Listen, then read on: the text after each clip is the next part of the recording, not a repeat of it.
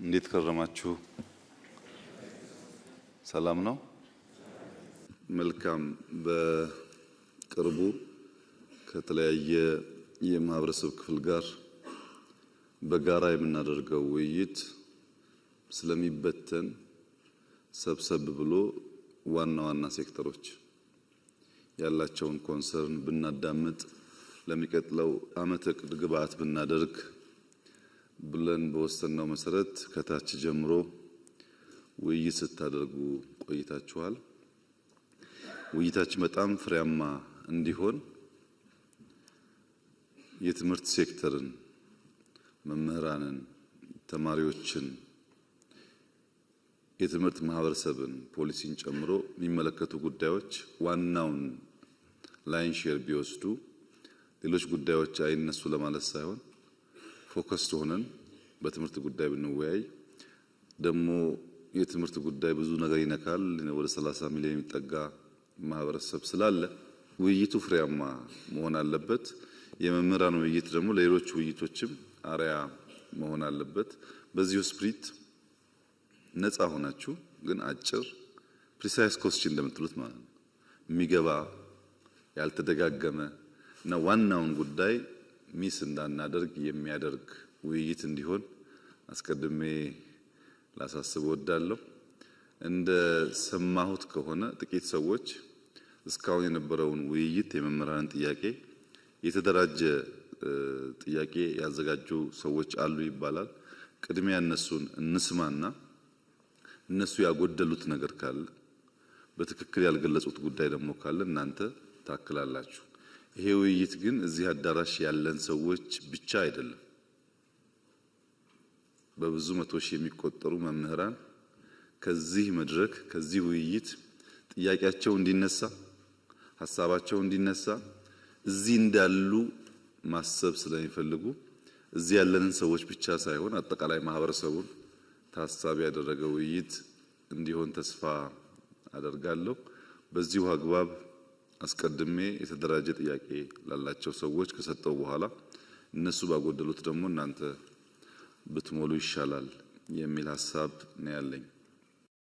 ክቡር ጠቅላይ ሚኒስትር ካለው ውድ ጊዜ ቀንሰው የመምህራንን ጥያቄና አስተያየት ሰምተው ምላሽ ለመስጠት በመምጣቱ በመላው የኢትዮጵያ መምህራን ስም ላመስግኖት ፈልጋለሁ። በመቀጠል ትናንት ባየናቸው የልማት ስራዎች ስኬት ለሰጡት አመራርና በአዲስ አበባ ከተማ ደረጃ በከተማ አስተዳደሩ የተከናወኑ ድንቅ ስራዎች የከተማውን ከንቲባ አዳነች አቤቤ ከፍ አድርገን ከርሶ ጋር እናመሰግናለን። ከተማ አስተዳደሩ ለመምህራን በተለይ የሰጠው ትኩረት ለሌሎችም ምሳሌ ይሆናል ከሚል ለርሶም እሳቸውም ቤቱ እንዲያመሰግንልኝ እንዲያጨበጭብልኝ ያያችሁት ስለሆነ ከዚህ ቀጥሎ ሰሞኑን ከታች ጀምሮ ሲወያይ ነበር መምህሩ። እኛም አንድ ቀን ሙሉ ወስደን ስንወያይበት ነው የነበረው። 6 ጉዳዮችን ለይተናል። ግን እኔ ሁለቱ ላይ ብቻ አተኩሬ ለማንሳት እፈልጋለሁ። የመጀመሪያው ያው ከአመጣጥም ከምን እንደሚጀምር ገምታለሁ ክቡር ጠቅላይ ሚኒስትር፣ የደሞዝ ጥቅማ ጥቅምና ምጣኔ ሀብታዊ ጉዳዮችን የሚመለከት ነው። ስለዚህ ዘርዘር አድርጌ ለማቅረብ ያህል የሙያውን ክብር የሚመጥን የኑሮ ውድነቱን መቋቋም የሚያስችል የመምህራን ማህበር ያሳተፈና በጥናት ላይ የተመሰረተ ደሞዝ ጭማሪም ሳይሆን ማስተካከያ ከወቅቱ ሁኔታ ጋር የሚል አንዱ በጣም በስፋት ሁሉም በሚባል ደረጃ ያነሱት ጉዳይ ነው። በከፍተኛ ትምህርትም በአጠቃላይ ትምህርትም በነገራችን ላይ እዚህ ተሰባሰብነው ከከፍተኛ ትምህርትና ከአጠቃላይ ትምህርት የመጣን መምህራን ነን። ሌላው ከመኖሪያ ቤት መስሪያ ቦታ ጋር የሚያያዝ ነው። እዚህ ጋር በተለይ የዩኒቨርሲቲ መምህራን ተደጋጋሚ ሲነሳ የነበረ እርሶም የሚገነዘቡት አቅጣጫ የሰጡት የሚመስለኝ ግን በብዙ ቦታ ተግባራዊ ያልተደረገ ጉዳይ አለ። ከቀረጥ ነፃ አገልግሎት ጥያቄ ተነስተዋል። ከትርፍ ሰዓት ክፍያ ጋር ተያይዞ የተነሱ ጥያቄዎች አሉ። ከነፃ ሕክምና ጋርም እንደውም ጡረታ ስንወጣ መምህራን ከደሞዛችን ጋር ቢሆን የሚል ጠንከር ያለ ጥያቄ ቀርቧል። ከፍተኛ ትምህርት መምህራን የደረጃ እድገት አላቸው፣ ግን እነሱን ተጠቃሚ በሚያደርግ አግባብ የሚታይበት ሁኔታ እነዚህ ጠቅለል ተብሎ የተነሳ ጉዳይ ነው። ቢሆን ተብሎ የተነሳው የታክስ ጣሪያ ቢታይልን ዝቅ ቢደረግ የሚል ነው። በዝቅተኛ ወለድ ብድር ማግኘት ብንችል እስካሁን ያልተፈቀደ ዩኒቨርሲቲ መምህራን ቅድም እንደጠቀስኩት መኖሪያ ቤት ጋር ተያይዘው ያለው የትርፍ ሰዓት ክፍያዎች መሻሻያ የተወሰነ መሻሻያ ተደርጓል። ግን ወቅቱን ያገናዘበ ሁኔታ በሆነ ሁኔታ ቢሻሻልና እሱም ከታክስ ነጻ ቢደረግ የሚል ነው። የቤት አበል ድጎማ ነው የሚከፈለው፣ ሙሉ የቤት ክፍያ አይደለም። ከዛች ድጎማም ቀረጥ ትቀነሳለችና እሷም ብትነሳ የሚል ጠንከር ያለ ሀሳብ ቀርቧል። በአጠቃላይ በሁሉም ደረጃ የጎንዮሽ እርከን ጭማሪ ከቅድመ መደበኛ እስከ አጠቃላይ ትምህርት እንደምናውቀው የጎንዮሽ እርከን ጭማሪ ሰንጠረዥ ሲወጣ ሁለት ዓመት ብሎ ይሄዳል። ግን ምንም ወደ ጎንዮሽ ከቆመ ወደ 10 ምናምን ዓመት ሆኖታል ከ94 ዓመት ወዲህ። እሱም ጠንከር ያለ ጥያቄ አለ። ምክንያቱም ሁሉንም አንድ ቦታ ጠቅልሎ ያስቀመጠ አገልግሎትን መሰረት ያደረገ አሰራር ውስጥ ነው ያለነውና ማለት ነው። የመምህራን ማትጊያ ስርዓት ፓኬጅ እንዲዘጋጅ በጥናት ላይ የተመሰረተ ለማለት ያህል ነው። ሴክተራችን ብዙ ጊዜ ከሲቪል ሰርቪስ መመሪያ ጋር አዋጆች፣ ደንቦች ጋር ስለሚታይ የሚመጡ ጥያቄዎችን መመለስ አልተቻለም። የመምህርነትን ሙያ ልዩ ባህሪ እርሶም እንደጠቀሱት ሰፊው ማህበረሰብ ክፍል 1/3ኛውን ነው የሚይዘው የትምህርት ሴክተሩ። ያን ያገናዘበ የራሱ ከሲቪል ሰርቪስ ኮሚሽን ወጥቶ የራሱ የመምህራን ኮሚሽን ቲቸር ሰርቪስ ኮሚሽን እንዲቋቋም ይሄ እንደዚህ ዓመት ሆኖታል ጥያቄው ቀረበውና እሱ ቢታይልን ነው አንዱ። ሌላው በዚህ ስር ያነሳ ነው የመምህራን ልጆች ከትምህርት ቤት ክፍያ ነፃ የሚለው ነው። አንድ ሰው ሰርቪስ ከሚሰጥበት ተቋም ለሰርቪስ ክፍያ ማድረግ የለበትም። ስለዚህ ከመደበኛ ጀምሮ እስከ ዩኒቨርሲቲ ድረስ የመምህራን ልጆች ከትምህርት ቤት ክፍያ ወይም ከኮስት ሼሪንግ ነፃ የሚሆኑበት ሁኔታ ቢታይልን የሚል በጣም በስፋት ተነስቷል። ሁለተኛ የማነሳው ከትምህርት ግብዓትና መሰረተ ልማት ጉዳዮች ጋር የተያያዘውን ነው። የትምህርት ግብዓትና መሰረተ ልማት እንደሚታወቀው እኛ የትምህርት መርጃ መሳሪያ ብለን የምናነሳቸው ለትምህርት ጥራት መሻሻል ከፍተኛ ሚና ይጫወታሉ። ስለዚህ ይሄ ከፍተኛ ትኩረት ይሻል። ሁላችንም እንደምናውቀው በእርሶ አነሳሽነት የትምህርት ለትውልድ ንቅናቄን መሰረት አድርጎ ከፍተኛ በቢሊዮን የሚቆጠር ንቅናቄ ተደርጓል። ይሄ የተጀመረው ጥሩ ጅምር ከማዕከል ጀምሮ እስከ ትምህርት ቤት በተጠናከረ ባልተቆራረጠ ሁኔታ እንዲቀጥል በእኛም በኩል የጎ ፐብሊክ ፈንድ ኤጁኬሽን የሚል ካምፔን ዓለም አቀፍ ካምፔን አለ። እሱን ጎን ለጎን እያስገነው ነው። ይሄ ተጠናክሮ እንዲቀጥል ለማንሳት ነው። የትምህርት ግብዓት ሲሟላ የአካል ጉዳተኞች ያው በጣም ትኩረት አለ። ሞዴል የሆኑ ትምህርት ቤቶች ተገንብተዋል። በተለይ አዲስ አበባ ላይ በቅርቡ ሲመረቅ አይተናል። ባለፈው እርሶም የመረቁት እና የብሬል እነሱን ታሳቢ ያደረገ ግንባታዎች አሁንም መሻሻያዎች ቢኖሩም ክፍተቶች አሉ።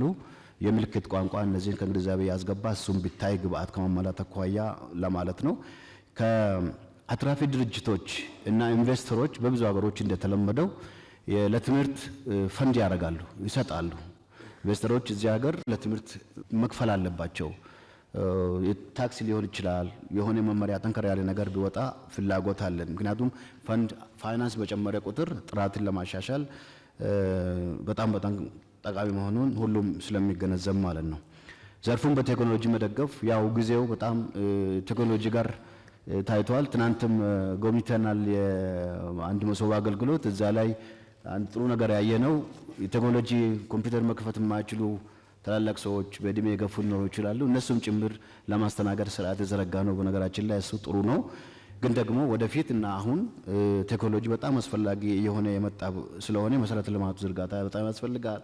መብራት በተለያዩ ገጠሪቱ አካባቢዎች ያው ህዳሴ ግድብ መብራት እየመጣ ነው። ሁሉም እያንዳንዱ ቤት ይገባል ብለን እናስባለን። ግን ደግሞ ዛሬ እንፈልጋለን ተማሪዎች እንዲያጠኑ መምህራን አክሰሲብል እንዲሆን ኮምፒውተሮች፣ ታብሌቶች፣ ኢንተርኔት እነዚህ አክሰሰሪዎች ሁሉ በደንብ በትኩረት እንዲታይ ነው የተሰራ መሆኑን ይገነዘባለን። ግን በጣም አሁንም ትኩረት ይሻል። በመጨረሻ በዚህ ዘርፍ ማነሳው ከትምህርት ቤቶችም ግንባታና ማስፋፋት ጋር በተያያዘ ነው። የትምህርት እድገትና ልማት ወሳኝነትን የሚመጥን በጀት እንዲመደብ ነው የምንፈልገው። በቀዳሚ እመቤት የተገነቡ 30 ሁለተኛ ደረጃ ትምህርት ቤቶች ቀላል አይደሉም። 30 ሺህ የመጀመሪያ ቅድመ መደበኛ ትምህርት ቤቶች ግንባታ፣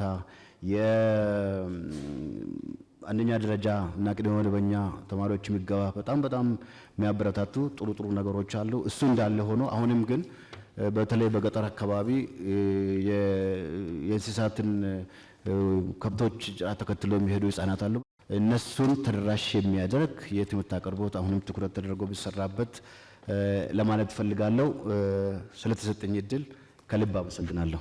ክቡር ጠቅላይ ሚኒስትር ሊያወያዩን ስለወደዱ ትውልድ ለመቅረጽ በሚወጡ በሚወርዱ መምህራን መላ መምህራን ስም ላመሰግኖ እወዳለሁ። ምስጋና ብታቀርቡልኝ ደስ ይለኛል። የምንወያየው በአንድ በኩል የጠፋን ስልጣኔና ትውልድ ያስገኛልና ተግታችሁ ተማሩ፣ በሌላ በኩል ደግሞ ስጡኝና የሀገራችንን ገጽታ በአንድ ምዕተ ዓመት ልለውጠው ስለተባለለት ትምህርት ነው።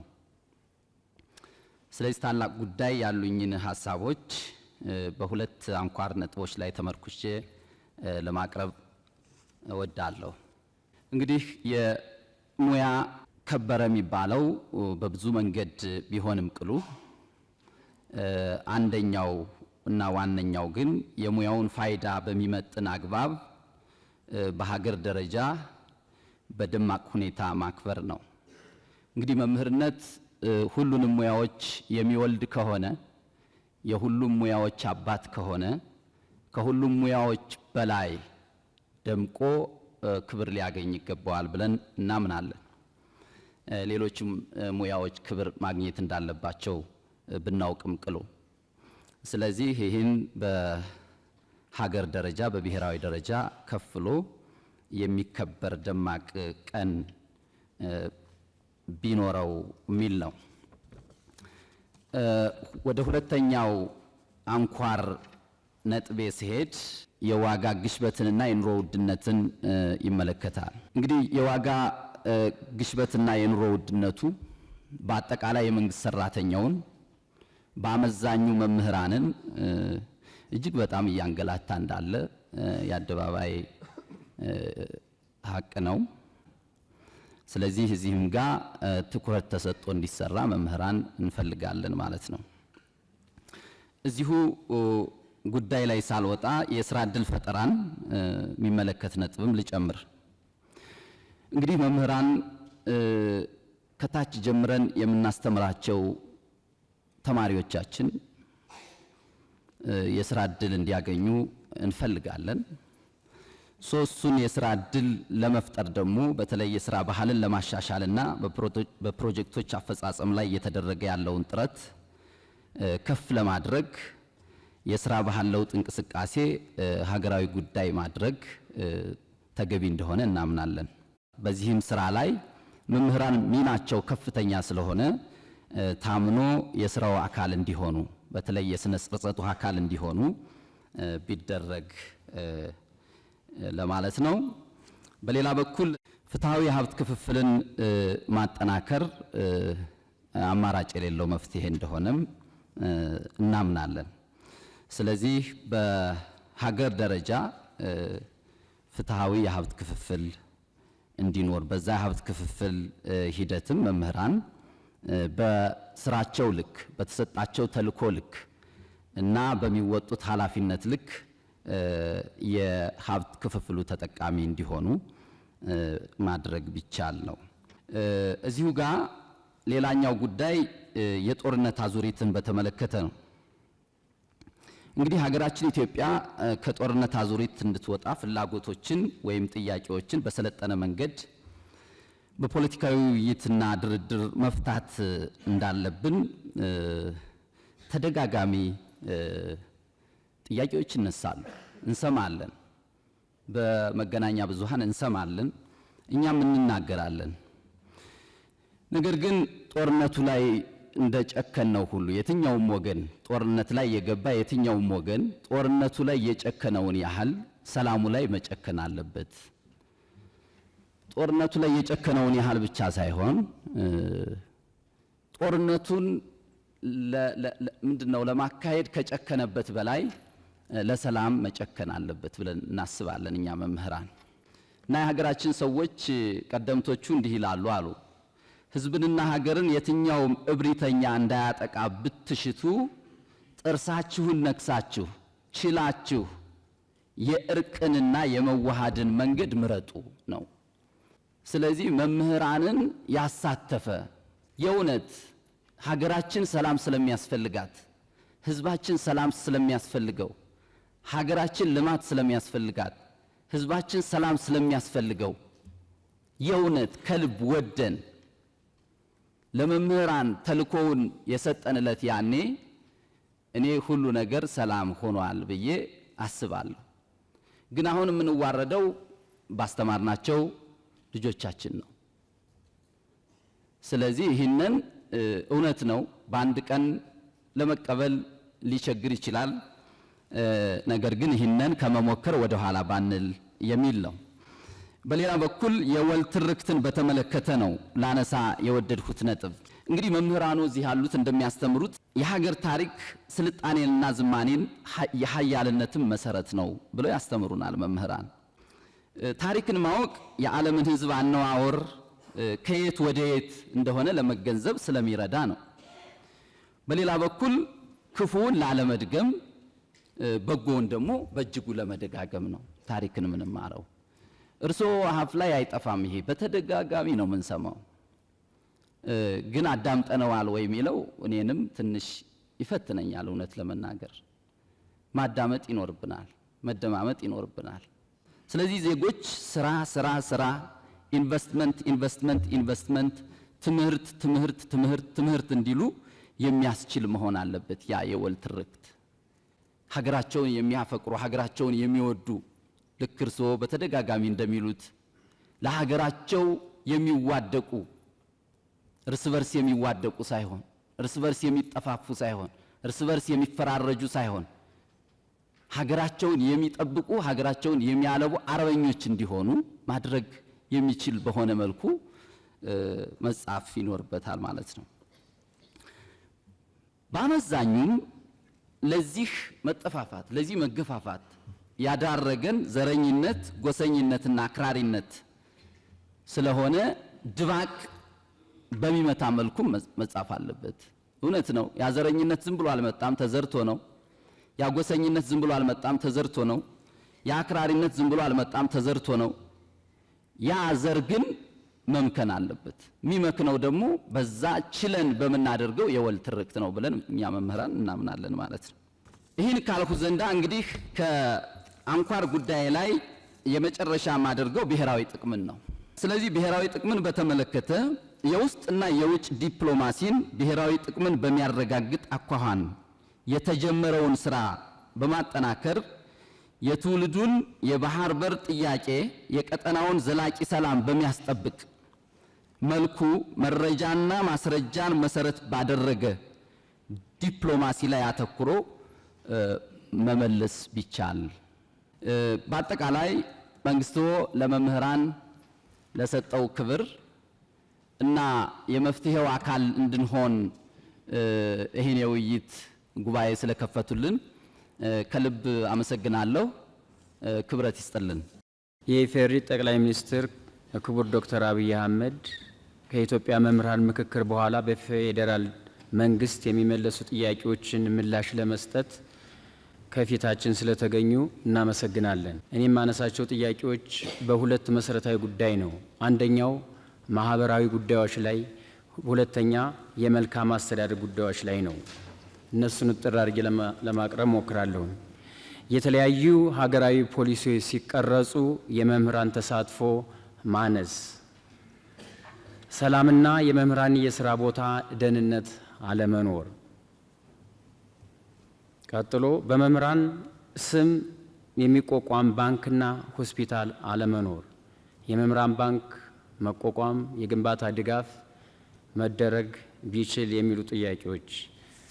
በሁለተኛ ደረጃ የማነሳው ደግሞ የመልካም አስተዳደርን በተመለከተ በየደረጃው ያለው የመምህራን ማህበር ሚና ከሚሰራው አኳያ የመምህራን ማህበር በየደረጃው በሀገር አቀፍ በዩኒቨርሲቲዎች በኮሌጆች ብሎም በአጠቃላይ ትምህርት ያለው ተሳትፎ እና ኢንጌጅመንት እንዲኖረው ማዕቀፍ በፌዴራል ደረጃ ቢዘረጋና ወደፊትስ ምን ቦታ ይዞ የጥያቄዎችን እንደሚመልስ ቢደረግ። ቀጥሎ ያለ መምህራን ፍቃድ ለልዩ ልዩ ልማት ተግባራት መዋጮ ከደሞዝ መቆረጥ። መዋጮዎች ከደሞዝ በሚቆረጡበት ጊዜ መላው የኢትዮጵያ መምህራን ያለውን የሚቆረጠውን የብር መጠን በፍቃደኝነት ላይ የተመሰረተ ቢሆን ይህም በአጥብቆት እንዴት እንደሆነ እንደሚሰራ ከፌዴራል ምላሽ ቢሰጥበት። ሌላው በደሞዝ ማነስና በጥቅማ ጥቅም አለመከበር ምክንያት መምህራን ከስራ ገበታቸው መልቀቅ፣ የደሞዝ ማሻሻያው በሰፊው መምህራን ላይ ያላተኮረ መሆን፣ ጥቅማ ጥቅሞች ሙሉ በሙሉ መምህሩ ላይ ስላልተተገበሩ ቢተገበሩ፣ የመጨረሻው የሚጠየቁ ጥያቄዎች ወቅታዊ ምላሽ ቢሰጣቸው። ለጥያቄዎች ወቅታዊ ምላሽ አለመሰጠት በመላው ኢትዮጵያ ያሉ መምህራኖች አጭር ምላሽ በማይሰጣቸው ጊዜ የሚሰጡት ቅሬታ በሰፊው ስለሆነ እነዚህ ነገሮች ቢታዩ የሚል ጥያቄዎች አሉ። ከሞላ ጎደል ስለተሰጠኝ እድል አመሰግናለሁ። የኔ ጥያቄ መምህራንን የሚመለከት ነው። በአብዛኛው በአሁኑ ሰዓት መምህራን በአግባቡ ኑሮውን ሊመራ የሚችል አስተማማኝ ደሞዝ የላቸውም፣ የመኖሪያ ቤት የላቸውም፣ ሙያቸውም በጣም በርካታው ሰው አያከብረውም። ይህ ሁሉ ነገር ደግሞ ስንመጣ ከሕክምና፣ ከደህንነት፣ ከሞራል፣ ከቴክኖሎጂ አጠቃቀም ከዛ በተጨማሪም ደግሞ መንግስት ያወጣው ያጸደቀው የጄጄ ክፍያ በወቅቱና በሰዓቱ እየተከፈላቸው አይደለምና ይህንን ነገር መንግስት በዘላቂነት ለመፍታት ምን አስቧል? ሁለተኛው ጥያቄ ለትምህርት ቤቶች ከሚመደብ በጀት አንጻር ነው። አሁን ላይ ያለው የትምህርት ቤቶች በጀት በ1996 ዓመተ ምህረት የተጻፈ መመሪያ ነው። ለአንድ ተማሪ 10 ብር ይመደብለታል። በ1996 ዓመተ ምህረት አንድ ደስታ ወረቀት 30 ብር ነበር። አሁን ላይ ደግሞ 1300 ብር ነው። ስለዚህ በጣም በርካታ ትምህርት ቤቶች አስተማማኝ በጀት የላቸው። አስተማማኝ በጀት ከሌላቸው ደግሞ ጥሩ ትምህርት ሊሰጡ አይችሉም። እኔ ከተማ አካባቢ ያሉ ትምህርት ቤቶችን ሳይሆን ምናልባት ክቡር ዶክተር አብይ ወደ ታች ያሉ ገጠራማ ቦታዎች ምንም አይነት በጀት የሌላቸው አለ። ስለዚህ እነዚህን ትምህርት ቤቶች ከመደገፍ አንጻር መንግስት ምን ያሰበው ነገር አለ? ከዚህ በተጨማሪ ከትምህርት ቤቶች ቦታ አንጻር ካርታ፣ የይዞታ ደብተር እንዲመቻችላቸው ከማድረግ አንጻር ምን የታሰበ ነገር አለ ነው ያሉት ጥያቄዎች እነዚሁ ነው። እሱን ሳላመሰግን ደግሞ መሄድ የሌለብኝ ሀሳብ ስላለ ሰዓት እንዳልበላ አንዲት ደቂቃ ሀሳቤን እገልጻለሁ። አባይ በተገቢው መንገድ እንዲገደብ፣ የበጋ መስኖ በተገቢው መንገድ ተግባራዊ ተደርጎ ኢትዮጵያ ስንዴ ኤክስፖርት እንድታደርግ፣ የኮሪደር ልማት በተገቢው መንገድ በሀገር ደረጃ እንዲስፋፋ፣ የተለያዩ ኢትዮጵያን አንድ ሊያደርጉና ሊያኮሩ የሚችሉ ጥሩ ጥሩ ስራዎችን በመስራትዎትና ቴክኖሎጂ በተገቢው መንገድ እንዲስፋፋ በማድረግዎት ምናልባት ቤቱ ክብር ቢሰጥልኝ ደስ ይለኛል። አንድ ጊዜ ታንጨበጭቡልኝ ማለት ነው። ምክንያቱም እኛ ኢትዮጵያውያን መሄድ ካለብን ጥሩ ነገሮችን አፕሪሼት አድርገን መስተካከል ያለባቸውን ደግሞ ሀሳብ ሰጠን የመፍትሄ ሀሳቦች ስንሆን መሪዎችም ይበረታሉ፣ የሚመጣውም እንደዛው ማለት ነው። እና ሀሳብ ይሄ ነው። አመሰግናለሁ። እጅግ አድርጌ አመሰግናለሁ። በከፍሉ አልተነሳም ብዬ ያሰብኳቸውን ጉዳዮች አጠር አድርጌ እዚህ ጋር ለማስቀመጥ ነው የምሞክረው። ከትምህርት አጀንዳ ሳልወጣ አንዳች ነገር እዛ ጋር ለመጨመር በሙያዎች መካከል ያሉ ልዩነቶች ትውልዱ የመምህርነትን ሙያ በእጅጉ እንዲጠላ አድርጎታል። አንድ የሁለተኛ ወይንም የሶስተኛ ዲግሪ ያለው መምህር ያለው ክብርና አንድ በሌላ ሴክተር ላይ የመጀመሪያ ዲግሪ ያለው ሰው የሚሰጠው ክብር እኩል አይደለም። ክፍያም እኩል አይደለም። በተለይ ክፍያም በተመለከተ ሌላኛው ደግሞ በመሰረተ ልማቶች አካባቢ ትናንት ተዘዋውረን በአዲስ አበባ መስተዳድር አካባቢ ያየናቸው ደስ ብሎናል። በእውነት እኔ እንደራሴ ኢትዮጵያ ውስጥ ያለውም አልመሰለኝም። በእውነቱ እጅጉን ለመናገር የእግር ጉዞ አድርገን ነበር ተዘዋውረን ስናይ ነበረው። አንዳች ድካም ባልተሰማን ለምን ያልቃል የሚል ስሜት ሁሉ ነበረ ጉብኝቱ። ይህ ደግሞ አዲስ አበባ የጋራ ቤታችን በመሆኗ የጋራ ቤታችን ደግሞ በዚህ ልክ እየለማ በሆኑ እጅግ በጣም ደስታን ዘርቶልናል። እግዚአብሔር ይስጥልን። መሪያችንን እግዚአብሔር ይጠብቅልን። ከእግዚአብሔር የተሰጠ መሪ ነው ብዬ እኔ ራሴ ወስጄዋለሁ። ሌላኛው ደግሞ በመሰረተ ልማቶች ጉዳይ ላይ እዚህ እስከመጣን ዘንዳ የራሳችንን ጉዳይ ብቻ አንስተን ከምንሄድ የምንኖረው ከማህበረሰቡ ጋር ተቀላቅለን ስለሆነ መሰረታዊ ልማቶች አካባቢ ላይ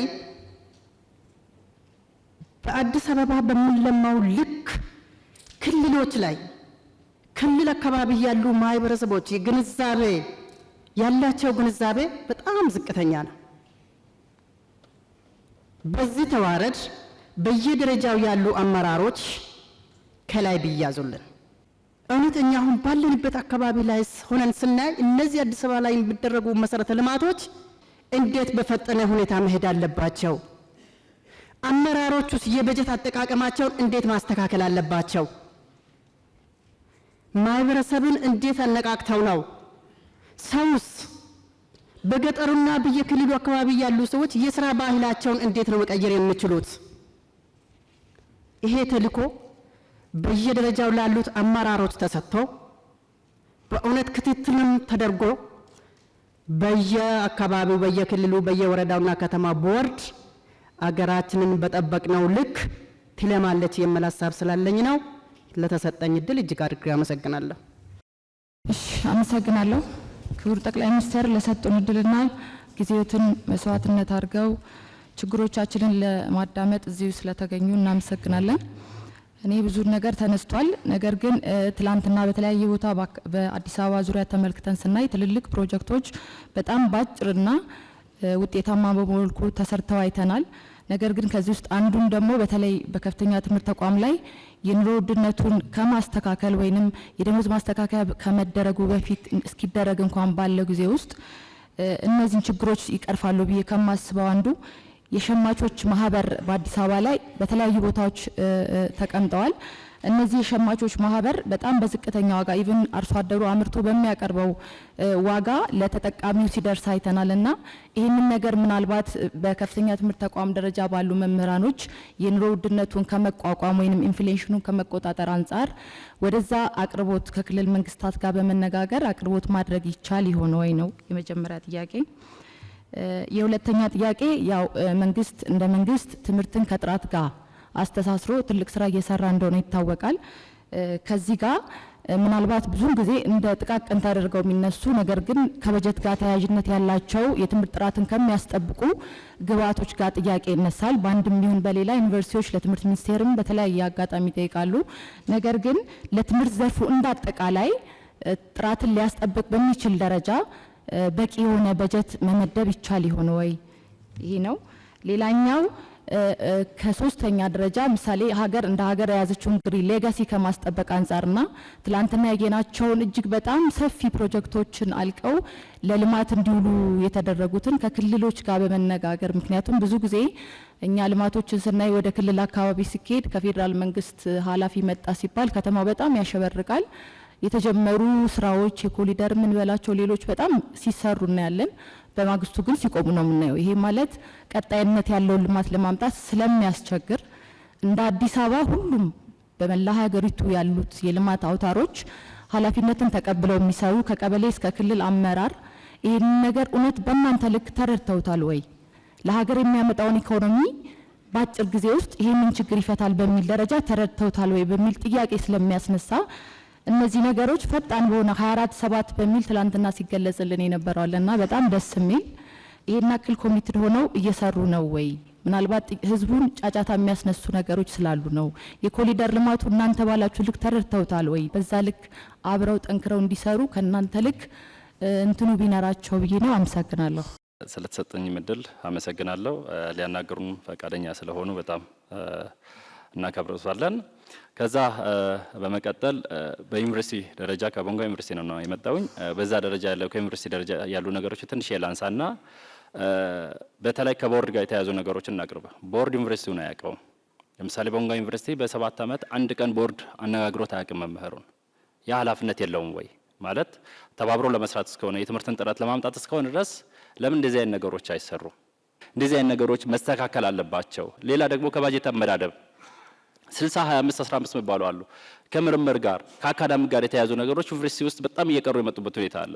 ጠቅላላ ዩኒቨርሲቲዎች ወደ ፕሮጀክት፣ ወደ ህንፃ፣ ወደ ተለያዩ ነገሮች እየመጡ ያሉበት ሁኔታ ስላለ እሱ ነገር ብስተካከል። አመሰግናለሁ። ለተሰጠኝ እድል በጣም ላመሰግኖት እፈልጋለሁ። ጊዜ ለመጠቀም ቀጥታ ወደ ጥያቄ መግባት እፈልጋለሁ። ከለውጡ ጋር በተገናኘ በግሪጎሪያን ካላንደር በ2018 ኤጁኬሽን ሮድ ማፕ በ2023 ጠቅላላ የስርዓተ ትምህርት ለውጥ መደረጉን እናውቃለን። ሆኖም ግን ይህ ስርዓት ለውጥ ለሀገር በቀል ቋንቋዎች ትክክለኛ ትኩረት የሰጠ አይመስለኝም። ይህንን በመረጃ ለማስደገፍ የኛ ልጆች ከ9ኛ እስከ 11ኛ በሳምንት አንድ ቀን ብቻ ይማራሉ፣ ኦሮምኛና አማርኛ።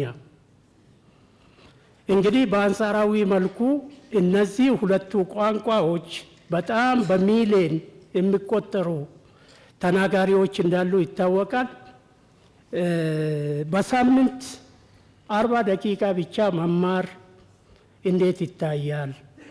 እንደገና 12ኛ ላይ 2 ቀን ብቻ ይማሩና ይባስ ተብሎ 12ኛ ላይ ማትሪክ ላይ አይመጡም። የዚህ ኢምፕሊኬሽን የዚህ ስፒል ኦቨር በወላጅ በመምህራን በተማሪዎች ዘንድ እንዴት ይታያል? ሁለተኛ ጥያቄ ከለውጡ ጋር በተገናኘ ለሁለተኛ ደረጃ መምህራን ስልጠና የተሰጠው ትኩረት ብዥታን የሚዘራ ነው።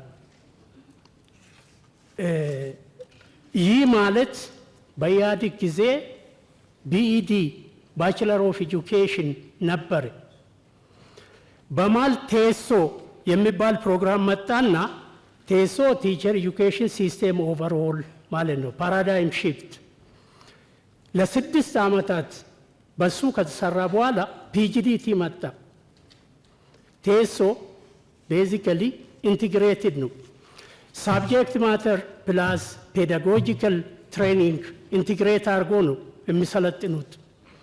ከጊዜ በኋላ ምን ሀሳብ መጣ? የመምህራን የብቃት መሳሳት ስላለ መጀመሪያ በአፕላይ ሳይንስ ይጨርሱና ፔዳጎጂ ከላዩ ላይ ፈሳስ ሲደረግ ነው የነበረው አርጉመንት። እሱ ፒጂዲቲ ነው፣ ፖስት ግራጁዌት ዲፕሎማ ኢን ቲቺንግ ማለት ነው።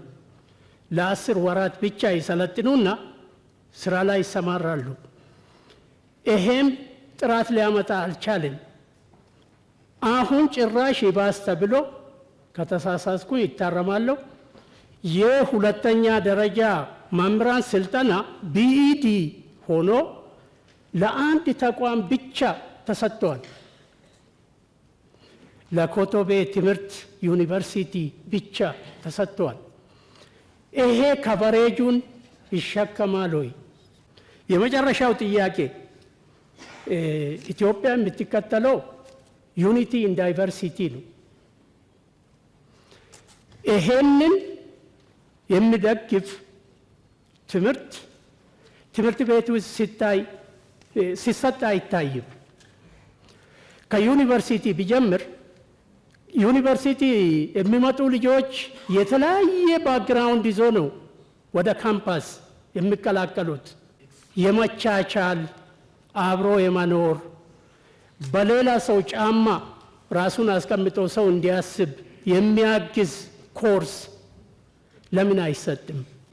ፕሪሞርዲያሊዝም፣ ኢንስትሩሜንታሊዝም፣ ኮንስትራክሽኒዝም ይህንም በስርዓቱ የሚያስጨብጥ የእኛ ህዝብ እኮ ይቅርታ ይደረግልኝና ለሰላም እጦት የግንዛቤ ማነስ ብዬ አስባለሁ። እኔ ኢትኒሲቲን ከደም ጋር የማገናኘት ችግር አለ ኢትዮጵያ ውስጥ።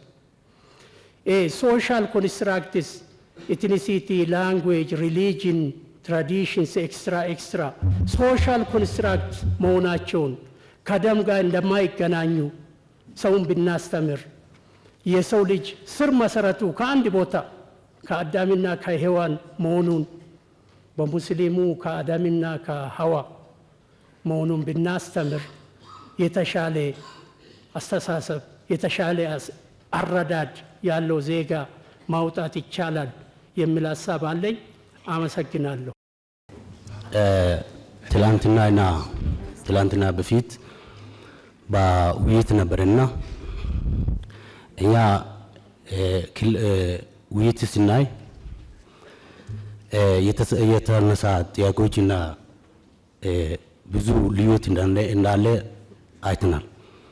ለምሳሌ ሀገራችን አንድ ሀገር ነች፣ ግን አሰራር ልዩነት እንዳለ ትላንትና ተረድናል። ለምሳሌ አንዳንድ ከተማ አንዳንድ ቦታ መምህራን 65% መሬት ወይም ቤት መኖሪያ እንዳለ ተገለጽናል ወይም አይተናል። የኛ ክልል 5% ወይም 10% አይደርስም። ስለዚህ አሁን እኩል ፖሊስ ሆኖ ወደ ታች መውረድ አለበት ብዬ አምናልና እናመሰግናለን። አመሰግናለሁኝ ክቡር ጠቅላይ ሚኒስትር። አልተነሱም ብዬ የማስባቸው ጥያቄዎችን ለማንሳት እሞክራለሁኝ። በሰሜን ጦርነት ከፍተኛ ቁጥር ያላቸው ትምህርት ቤቶች ወድመዋል። እንደ አፋር ከ300 በላይ ትምህርት ቤቶች እንደወደሙ የቁጥር መረጃው እርግጠኛ ባልሆነም መረጃዎች አሉ።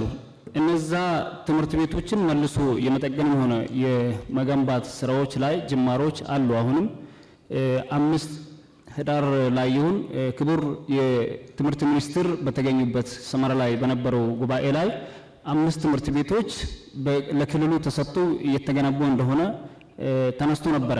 እነዛ ትምህርት ቤቶች ግን ማለቅ በነበረባቸው ጊዜ አላለቁም። ይሄም የክልሉ ችግር እንደሆነ እናምናለን። እርስዎ ስለሚያስቡልንም ስለምደክሙም ያለውን ነገር ሰምተው ለሚመለከታቸው አካላት በቅርብ ክትትል እንዲደረግ ብሰራበት የሚል ሀሳብ አለኝ። አመሰግናለሁኝ።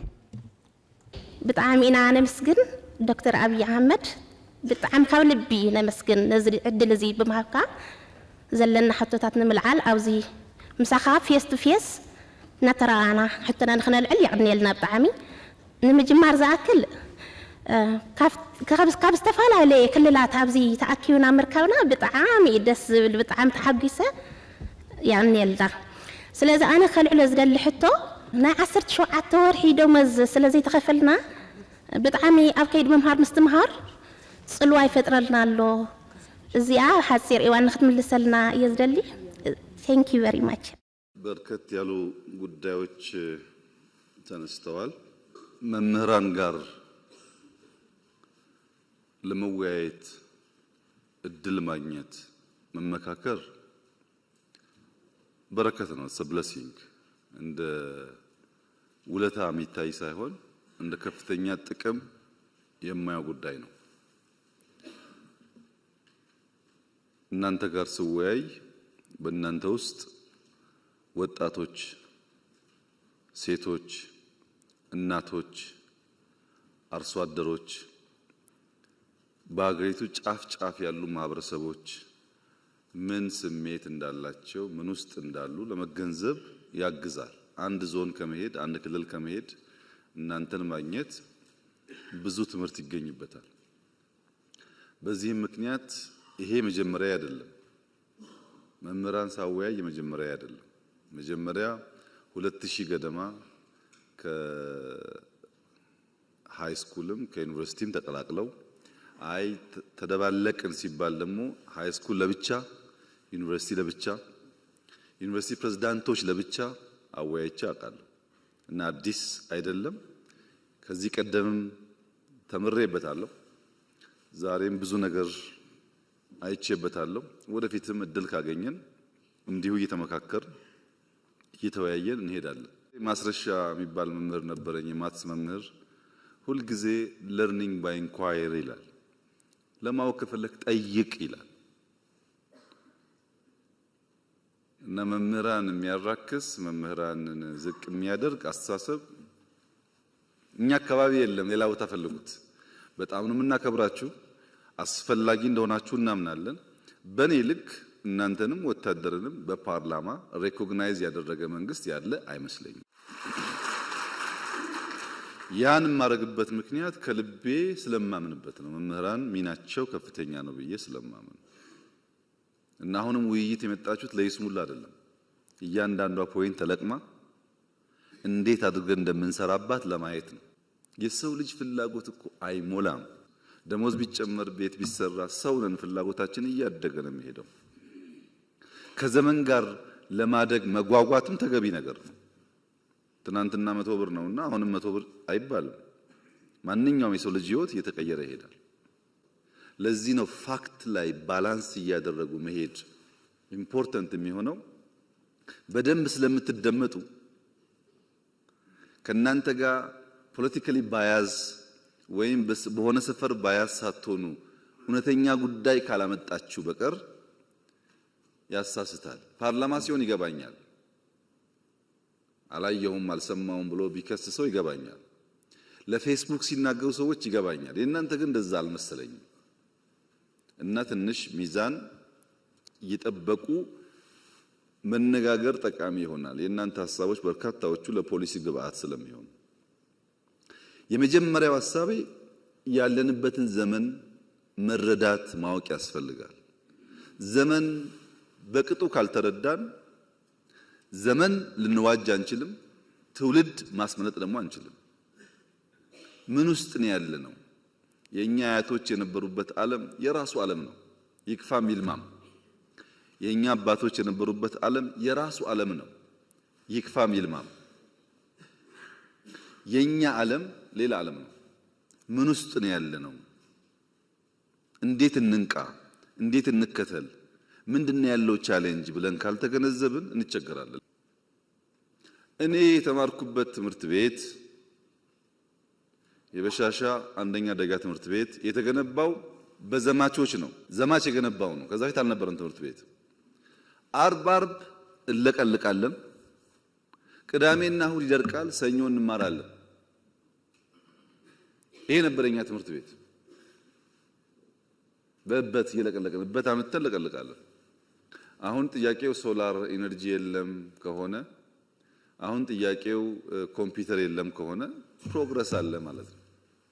እንኳን ጠየቃችሁ ያንም ማግኘት አለብን። ትክክል ነው። ስናወዳደር ግን በሚዛን ይሁን። አሁን ያለውን ለማሳነስ የሌለ ድሮ አንናገር ነው። የሌለ ድሮ ምን ያደርጋል?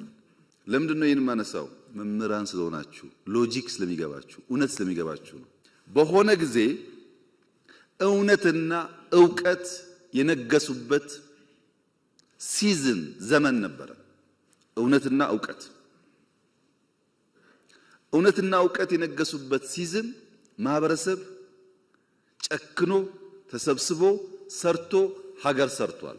ለምሳሌ በሁለተኛ ዓለም ጦርነት ኦስትሪያ ቬና ወይም ዋይን የምትባለው ከተማ ኦልሞስት ፈርሳለች። ኦስትሪያ በጣም ቀዝቃዛ ነው። ይሄ ዊንተር ሲዝኑ በረዶ በጣም ቀዝቃዛ ነው። እንኳን ለስራ ለመራመድም አይሆንም።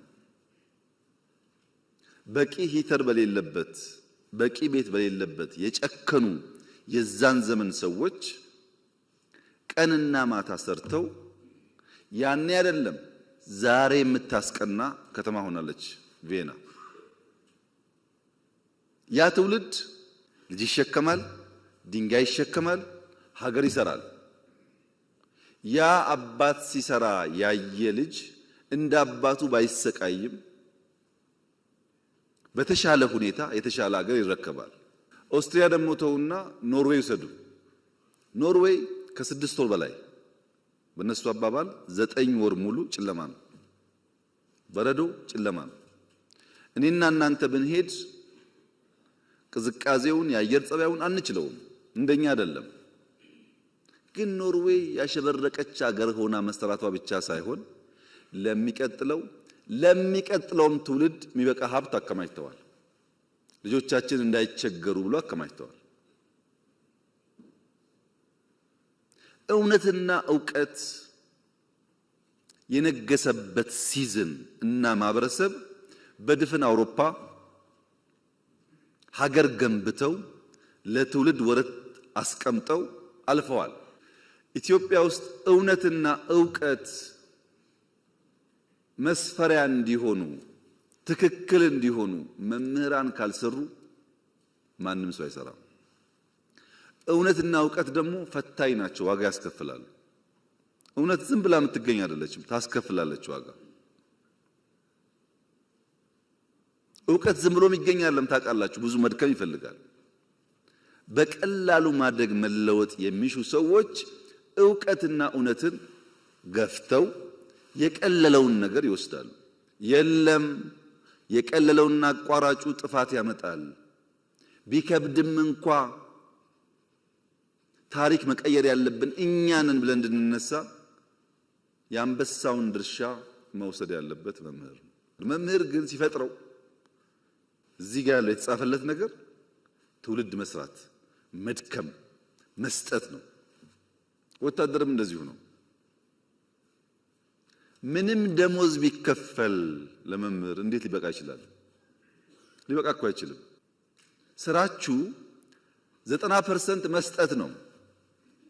ለመኖር ብትቀበሉ እናንተ የተፈጠራችሁት 90% ለመስጠት ነው። በተለይ እንደ ኢትዮጵያ ያለ ከእውነትና ዕውቀት የራቀ ማህበረሰብ ደግሞ ሲኖር የመምህራን ሚና አብዛኛው መስጠት ነው። አሁን ያለንበት ዘመንስ ውሸትና ጩኸት የነገሰበት ነው። ውሸትና ጩኸት ደግሞ አይሰሩም ብቻ ሳይሆን የተሰራ ያፈርሳሉ። ፖስት ትሩዝ የሚባለው ዘመን፣ ድህረ እውነት የሚባለው ዘመን ዋነኛ ዓላማው ምንድን ነው? ፖስት ትሩዝ ማለት ዋነኛ ዓላማው ፐርፐዝ የሌለው ዓላማ የሌለው ከዕለት ጉርስ ከእፍታ ተሻግሮ ማሰብ ማየት የማይችል ትውልድ መፍጠር ማለት ነው። ፖስት ትሩዝ እንደሱ ነው። ውሸት ውሸት ውሸት፣ ምንም ኮንሲኩዌንሻል የሆነ ሐሳብ የለም፣ ሲኩዌንሻል የሆነ ኖሌጅ የለም። ሀ ተብሎ ሁ የለም፣ ሁሌ ሀ ነው፣ ሁሌ ጩኸት ነው። ሲሰባሰብ አንድ ግብ የሚያሳካ ነገር የለውም። ፖስት ትሩዝ ሎጂክ የቀነሰ ማለት ነው። ሪዝኒንግ የቀነሰ ማለት ነው። ፋክት የቀነሰ ማለት ነው። ኢሞሽንን ከፍ ያደረገ ማለት ነው። ምን ብናገር ነው ሞቅ ሞቅ የሚለው? በፖስት ትሩዝ ዓለም ውስጥ ኢሞሽን በገነነበት ፋክት በቀነሰበት ዓለም ውስጥ መምህራን እንኳን የፋክት ጉዳይ የሚገዳቸው ሆኖ ካልቆሙ ነገር ይበላሻል። ዕውቀት ምንድን ነው? ዕውቀት የሚባለው ዳታ ኮሌክሽን የሚባለው ጉዳይ አንደኛው ካለፈው መማር አለብን። ለምሳሌ ፖለቲከኞች ኦኬ ኃይለ ሥላሴ እንዴት ወደቁ? ደርግ እንዴት አድርጎ ነው የጣላቸው? ምን ችግር ነበረበት? ደርግ ንጉሱን ሲጥል ምንድነው ያበላሸው ነገር? እሺ ኢህአዴግ የሚባለውስ እንዴት መጥቶ ደርግን ያሸነፈው? ከዛ ያሁኑስ እንዴት መጣ? እቺን እንኳን ለመማር ዝግጁ ካልሆኑ ደርግ ያደረገው ለመድገም ኢህአዴግ ያደረገው ለመድገም እኛ ያደረግነው ለመድገም ከሆነ እንዴት ይሆናል? ከታሪክ መማር ማለት ትናንት ያለፈውን ነገር በወጉ ባያስ ሳይሆኑ ጀጅመንታል ሳይሆኑ መፈተሽ ማለት ነው። ለምሳሌ ትናንት ቤተ መንግስት ጎብኝታችኋል። እኔ እዚህ ቢሮ ስመጣ ያኛውን ቤተ መንግስት ተውት፣ ይሄ ያለውበት ቦታ ምነግራችሁ 100% እውነት ነው። ከዚህ ወጣችሁ 5 ደቂቃ ወክ ብታረጉ ሽንት ቤት የምታገኙት ልክ እንደ ከተማ ውስጥ እንዳለ ቆሻሻ ቦታ እንደዛው ነው። መሄድ አትችሉም። በጣም የቆሸሸ በጣም የሚያስጠላ ግቢ ነው። ይሄንን ከሰራን በኋላ እንደምታውቁት ይሄንን ግቢ የሰራነው ለምነን ነው። ከምንም የታዝነቲንግ ቱዱ ከመንግስት በጀት ጋር እዚህ ግን 1 ሚሊዮን ሰው ነው በአመት የጎበኘው ዩኒቲ ፓርክ። ብር አገኘን። በእኛ ብር ፈረንሳዮች አገዙን። ፕራይቬት ሴክተር ጨመርንና ታች ደግሞ ሄደን ገነባን። ምን ገነባን? ታች ቪዲዮ አይታችሁ ከሆነ መድገም አያስፈልግም። ሰው የጠላት ገንዘብ እንኳን ቢሆን እንደዛ አድርጎ አይጥልም። እንኳን የራሱን የሀገሩን ታሪክ ተውና የጠላት እንኳን ቢሆን ከማረከ በኋላ ወልወል አድርጎ ይጠቀምበታል። ይሄ ግን የኛ ሀብት ነው። እዛ ያያችሁት ወርቅ እኮ የማንም መንግስት ወርቅ አይደለም፣ የኢትዮጵያ ወርቅ ነው። ወርቅ ይዞ የነገሰ እኮ የለም፣ ነክሶ ነው ወርቅ ያገኘው። እንዴት ሰው የራሱን ታሪክና ሀብት አቆሽሾ ይጥላል? ትክክል አይደለም። እዛ ታሪክ ውስጥ የማይመች ጉዳይ ሊኖር ይችላል፣ እንማርበታለን። ታሪክ ነው፣ አንቀይረውም። ፋሲልን ተመልከቱ። ከተሰራ 390 ዓመት ገደማ ነው። በ390 ዓመት ጊዜ ውስጥ ጣሊያን ሲመጣ መጥቶ አፍርሶት ነበር። የተወሰነ ቦታ አፍርሷል። እንዴት ለ100 ዓመት ያንን ነገር ሳንጠግን ኖርን ብሎ መጠየቅ ሲገባው እንጠግነው ሲባል አትንኩት ነው ያለው። አሁን አይታችኋል ለውጡን። ከዛ የመጣችሁ እንደምታውቁት በየትኛው መመዘኛ እንኳን ለኢትዮጵያ ለአፍሪካም ቢሆን የሚያኮራ ነገር ነው። ምንም መጥፎ ነገር የለበት። መጠበቅ ግን አለበት፣ መጠበቅ አለበት። እያንዳንዱ ታሪክ ቦታ ላሊበላም ይሁን ፋሲልም ይሁን ጀጎልም ይሁን አባጅፋርም ይሁን አላላኬላም ይሁን እዚህ ያሉ ፓላሶችም ይሁኑ ይሰሩ ይጠገኑና ለትውልድ ይለፉ ያለበት ምክንያት እያንዳንዱ ውስጥ ዕውቀትና ትምህርት አለ። ሁለተኛው ዕውቀትና እውነት የሚፈልጉት ያለንበትን አውድ መገንዘብ ነው። ዘረኝነት፣ ሰፈርተኝነት፣ መንደሬነት የተንሰራፋበት ብቻ ሳይሆን እንደ ካንሰር ሴል ነው ራሱን በራሱ እያዋለደ የሚሄደው። ባይዘወይ ሰዎች ዘረኝነት ሲባል ይሄ የኦሮሞ አማራ ወይም ጉራጌ ወላይታ ይመስላችኋል? እንደዛ አይደለም። ዘረኝነት ማለት በኦሮሚያ ብትወስዱት ጅማ፣ አርሲ፣ ወለጋ የሚባል በሽታ አለ። ወለጋ ብትሄዱ ሆሮ፣ ቄለም የሚባል በሽታ አለ። ከወለጋ የመጣ ያውቁታል። ጅማ ብትሄዱ ከጌራ ከምናምን ከሊሙ የሚባል በሽታ አለ። አያልቅም። እዛም ጌራ ከተገባ በኋላም አለው። ሰው አስተሳሰቡ አመለካከቱ እየጠበበ የሰውን ክብርና ቫልዩ እያወረደ የሰው ክብርና ቫልዩ ደግሞ ሲወርድ እኔም ወርዳለሁ ብሎ የማያስብ መሆኑ አንተ ዝቅ እያረክ አንተ እያዋረድክ ልትከብር አትችልም። ግድ የለም ሰብሰብ ብለን ቋንቋ ይለያያል፣ እውነት ነው። ፍላጎት ይለያያል፣ እውነት ነው። ጾታ ይለያያል፣ እውነት ነው። ጂኦግራፊያችን ይለያያል፣ እውነት ነው። እነዚህን ተቀብለን ደግሞ አንድ የሚያደርገን በርካታ ቫልዩስ ስላሉ በእነሱ ጥላ ስር አብረን ሀገርን እንስራ፣ ኤግዚስት እናድርግ። አሁን ያለው ዘመን ሰርቫይቫል በራሱ ከባድ ችግር ስለሆነ መሰብሰብ ያስፈልጋል ብሎ ማመን አለበት ሰው። ሶስተኛው ጉዳይ ግን ታሪክን ማወቅ አሁን ያለውን ችግር መገንዘብ ብቻ ሳይሆን መጪውን ዘመንም በተወሰነ ደረጃ መገንዘብና ለዛ መዘጋጀት ያስፈልጋል። ለምሳሌ ሳይንስ ሙዚየም ያያችሁት አርቲፊሻል ኢንተለጀንሱም ኤሮዳይናሚክሱም ስፔስ ላይ ያያችሁት አውሮፕላን ላይ ያያችሁት ገና የዛሬ 20 30 ዓመት ዓለም ይጠቀምባቸው ቴክኖሎጂዎች እኮ እዛ ውስጥ አሉ። ለምሳሌ ኤርባስ ገና በ2050 ነው አየር ላይ የሚውለው። እኔና እናንተ አልታደልንም። ልጆቻችን ግን እሱን እያዩ ማደግ አለባቸው። ብርቅ መሆን የለበትም።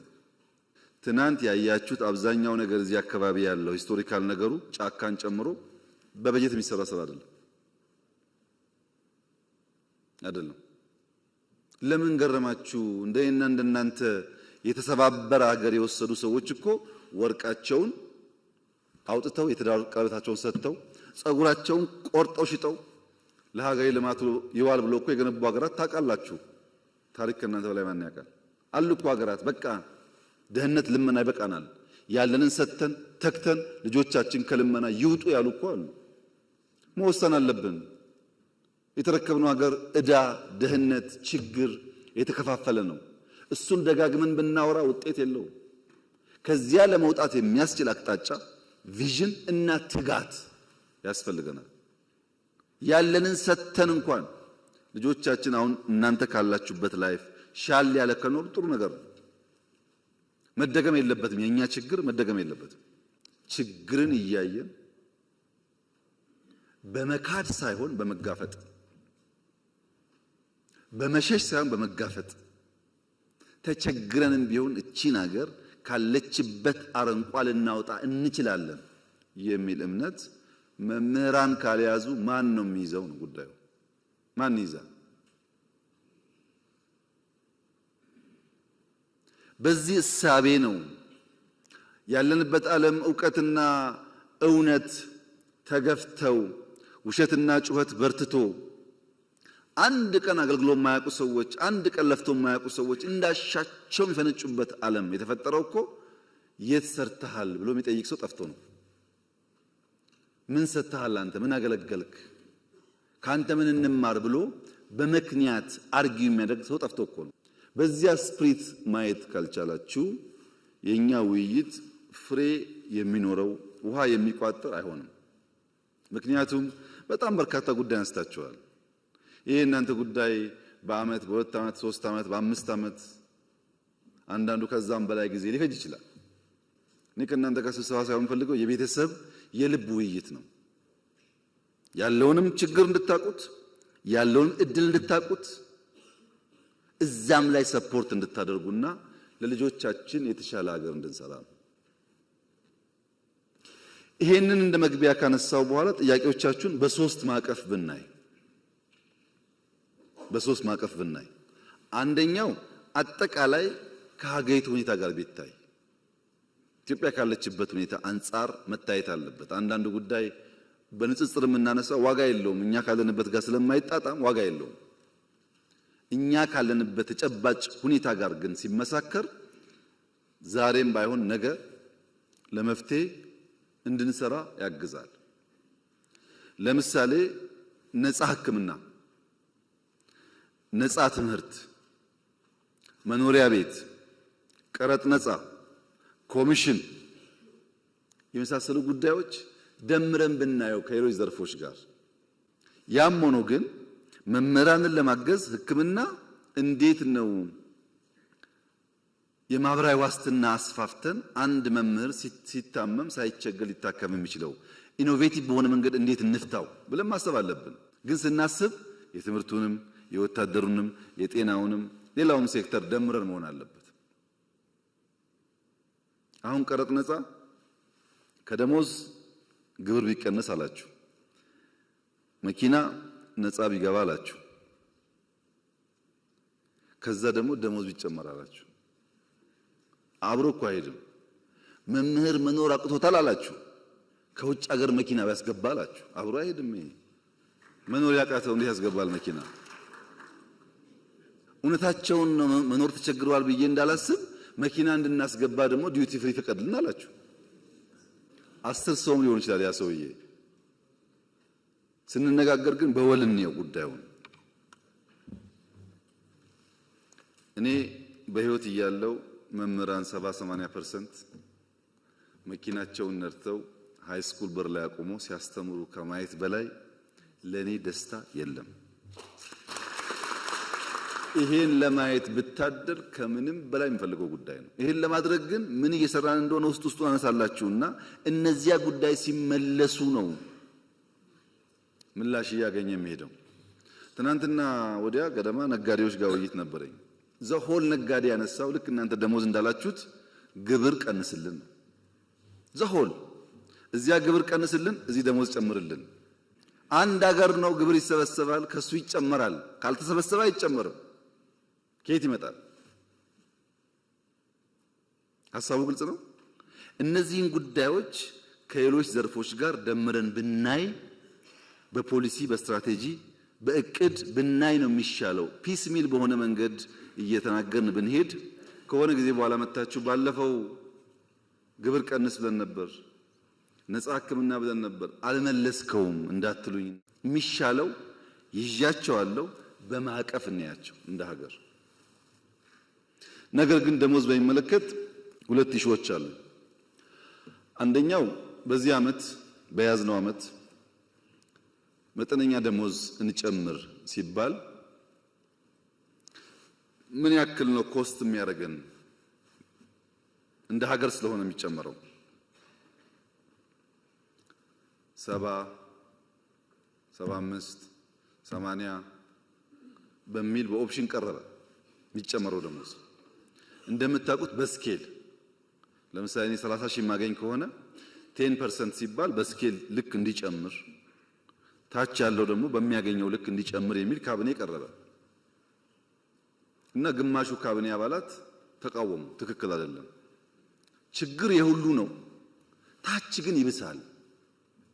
2000 ብር 1000 ብር እየበሉ ቤተሰብ የሚያስተዳድሩ ሰዎች ስላሉ በስመ የደሞዝ ክፍያ ሃይራርኪያል በሆነ የሚከፈለው መንገድ ከሄድን ታቹ ስለሚጎዳ ከኛ ከሚኒስትሮቹ ወይም ከፍተኛ ተከፋይ ከሆኑት ይቀንስና ታች እናስፋዋል። ታች ዝቅተኛው የመንግስት ተከፋይ 1700 አካባቢ ነበር። 300% ጨምረን 4800 ገባ። ይሄ በሚሆንበት ሰዓት 70 75 80 የነበረው አጠቃላይ ሀገራዊ ጭማሬ 91 ቢሊዮን ይገባል ተባለ። ፐርሰንቴጁ ስላደገ ይሁን ይግባ፣ ታች ያለው ከሚራብ ላይ ያለው ይቆያል። ለሁሉም ብናደርግ ጥሩ ነበር። ለሁሉም ካልቻልን ግን ሞር የተጎዳውን ብንደግፍ ይሻላል ነው ሐሳቡ የነበረው። ይሄን የሚጠላ መምህር ያለ አይመስለኝም። ይሄ ተከፋይ ነው። የማይከፈላቸው ደግሞ አሉ፣ ደሞዝ የማይከፈላቸው። ለምሳሌ አርሶ አደር አለ፣ መድኃኒት አለ፣ ሴፍቲኔት አለ። 340 350 ቢሊዮን ብር ኢትዮጵያ ደጉማለች በዚህ ዓመት። በአንድ በኩል ደሞዝ፣ በሌላ በኩል ነዳጅ፣ ማዳበሪያ፣ መድኃኒት፣ ሴፍቲኔት ድጎማዎች ደግሞ 350 ቢሊዮን ወስደዋል። ያን እንዳለ ወስደን ደሞዝ ብናደርገው እናንተ ደስ ይላችኋል፣ አርሶ አደር ይከፋዋል። አርሶ አደር ከከፋው ግን ዋጋ የለውም፣ የእናንተን ገደል ገባ ማለት ነው። እንዳለ ወስደን ለኛ ሰራተኞች ብንከፍል ደሞዝ ከፍ ይላል። ግን በታክሲ ምክንያት የሚሰቃዩ ሰዎች አሉ። ነዳጅ ካልደጎምን መንቀሳቀስ የማይችሉ ሰዎች አሉ። ምን አለ ታዳኛ 91 ቢሊዮን ለኛ ሰራተኞች፣ 300 ደግሞ ለመላው የኢትዮጵያ። እዛ ውስጥ እነሱም ይጠቀማሉ። የሕክምና መድኃኒት ሰብሲዳይ ሲደረግ ለእናንተም ለኔም ጭምር ነው የሚደረገው። ነዳጅ ሲደረግ ለኔም ለእናንተም የሚደረገው። ማዳበሪያ ሲደረግ ለኔም ለእናንተም የሚደረገው። በቀጥታ ባንቆጥረውም በተዘዋዋሪ ማለት ነው። ጥያቄያችሁ ግን አንደኛ ሌጂቲሜት ነው፣ ሁለተኛ ደግሞ ብዙዎቻችሁ የምታነሱት ለፖለቲካ ለቅንጦት ሳይሆን የሰርቫይቫል ጉዳይ አድርጋችሁ ነው። አጣጥመን ለመሄድ ማክሲመም እንሰራለን። ደሞዛውን ብንጨምር ለምሳሌ ለመምህራን ስፔሻል አድርገን 30 40% ብንጨምር አሁን ከሚያገኘው ብለን ብንጨምር ችግሩ ይፈታል ወይ? አይፈታም። የእናንተ ችግር በደሞዝ ጭማሬ ብቻ የሚመለስ ጉዳይ አይደለም። ሰውየው አንድ ቁና ገብስ ይዞ ሙያተኛ ጋር ይሄዳል። ሙያተኛ ጋር ሄድና ይኸውልህ አንድ ቁና ገብስ አለኝ፣ ከዚህ ውስጥ ለዳቦ ለገንፎ እህል ለቆሎ ለጠላ እህል ስለምፈልግ ይሄንን በዚያ መልክ አስተናርተህ ስጠኝ ይለዋል። አንድ ቁና ነው። ዳቦ አለ፣ ቆሎ አለ፣ የገንፎ እህል አለ፣ የጠላ እህል አለ። ፍላጎቱ ብዙ ነው እና ሙያተኛው ወይ ፍላጎትህን ቀንስ ወይ ገብሱን ጨምር አለው። ያለኝ ይሄ ነው እንዴት አድርጌ ልጨምር ሲለው ሁለት ምርጫ አለ። አንደኛው ምርጫ አሁን ያለ አንድ ቁና ስለሆነ ለዳቦ ብቻ ወይም ለገንፎ ብቻ ላዘጋጅልህ። የለም የዳቦም የገንፎም ፈልጋለሁ ካክ ደግሞ አትብላ። አሁን ያዘውና ዘንድሮ ዝራውና በሚቀጥለው 5-6 ቁና ሲሆንልህ ያኔ ይዘውና አለው ይባላል። እናንተ ግን እንደ አዋቂ እንደ ልባም ሰው ማሰብ ያለባችሁ ጉዳይ ገበታ ላይ ያለው 3 እንጀራ ከሆነ እኛ 10 ሰዎች ከሆነ እዚሁ ገበታ ላይ ያለውን እንጀራ ነው የምንሻማው፣ 3ቷን ለ10። ልባም ሰዎች፣ ለትውልድ የሚያስቡ ሰዎች፣ በተለይ መምህራን ሲሆኑ ማሰብ ያለባቸው እንዴት ገበታው ላይ ያለውን ማድ 5፣ 6፣ 7፣ 10 እናርገው። ገበታውን እናስፋው እንጂ ያለችውን ብንሻማ እሷን ብንቀራመት እኛም በደህነት ልጆቻችንም ከዛ የባሰ ደህነት ይጠብቃቸዋል። ገበታ ማስፋት በምርት ነው የሚመጣው፣ በከንቱ አይመጣም። እሱ ላይ አብረን መስራት ይኖርብናል። የመጀመሪያው ማቀፍ ምንድነው? አጠቃላይ በሀገር እንየው። ነፃ ያችሁት ጉዳይ ለእናንተ ብቻ አይሆንም። በሀገር ማቀፍ እናያለን። የትምህርት ኮሚሽን የተባለው መከራ እየበላን ያለነው ተቋም ሪፎርም ለማድረግ ነው።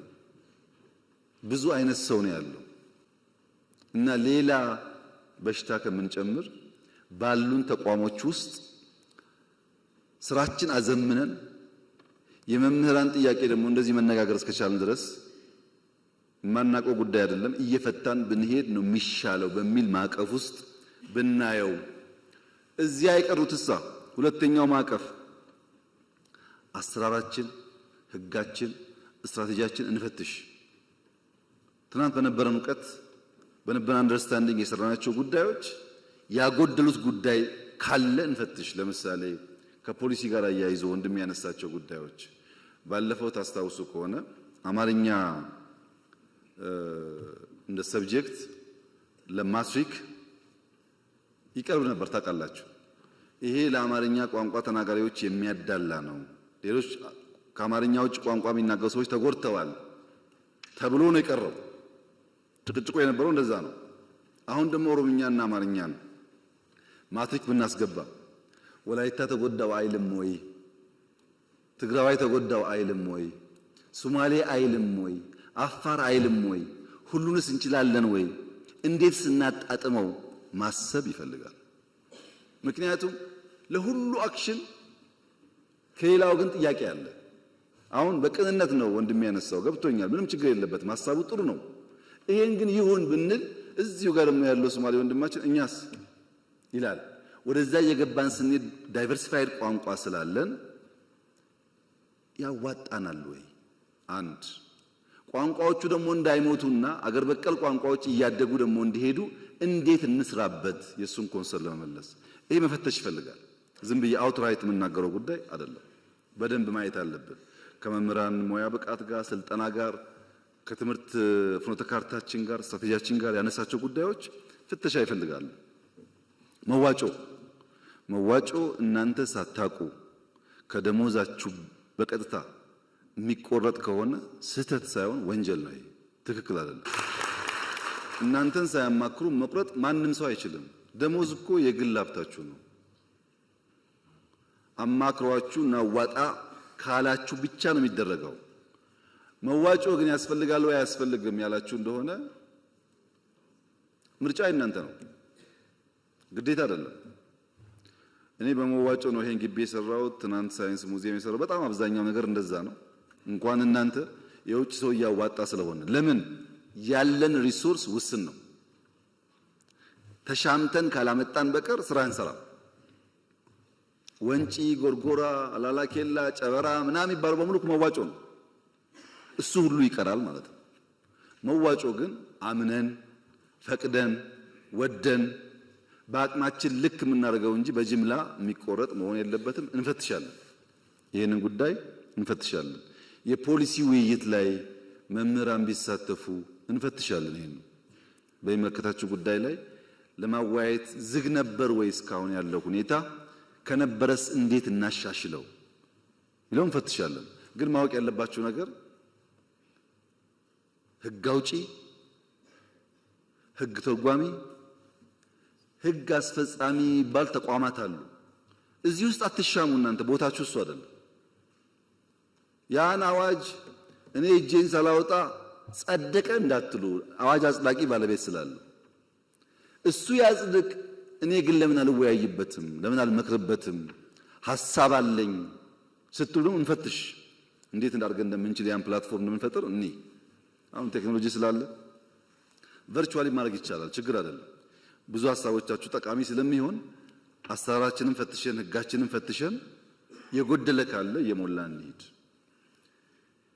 ማህበራዊ ጉዳይ ላይ የትምህርት ፖሊሲ ላይ በእንደዚህ አይነት ጉዳይ መፈተሽ ያለባቸው ህጉን፣ አሰራሩን፣ ስትራቴጂውን አይተን የማይጣረሱ ጉዳዮች ከሆኑ የምናያቸው። ይሄ የሚጨምረው የትምህርት ቋንቋ ብቻ ሳይሆን ትምህርት የምንሰጥበትን መንገድን ጭምር ነው። ለምሳሌ ጃፓን እስከ 10 ዓመቱ ድረስ ተማሪ ፈተና የሚባል ነገር የለም፣ ኤክስ እና ራይት የሚባል ነገር የለም፣ ጀጅመንት የለም። መዋለ ህጻናት ከዛ ደግሞ ቢያንስ ከ1 እስከ 4 ሲማር ፈተና ተፈትኖ ራይት ኤክስ አይደረግም። የጃፓኖች ዋነኛ ዓላማ አንድ ሰው የሚሰራበት ዋናው እድሜ ይሄ እድሜ ነው። ከዛ በኋላ ብዙ መረጃ የጨመረ ይሄዳል እንጂ ፋውንዴሽኑ እዚህ ጋር ነው ያለው። እዚህ ጋር መማር ያለበት አንደኛ ቲም ወርክ፣ ከጓደኞቹ ጋር በጋራ መስራት፣ መደማመጥ፣ መተጋገዝ፣ ተፈጥሮን ማድነቅ፣ ኃላፊነት መውሰድ ነው ማስተማር ያለብን ብለው አልጋ ያስነጥፏቸዋል። ሽንት ቤት ያጸዳሉ፣ ግቢ ያጸዳሉ። አበባ በሆነ ሰበብ አበባ ቆርጠው አንዱ ጓደኛ ለአንዱ ጓደኛ ይሰጣል።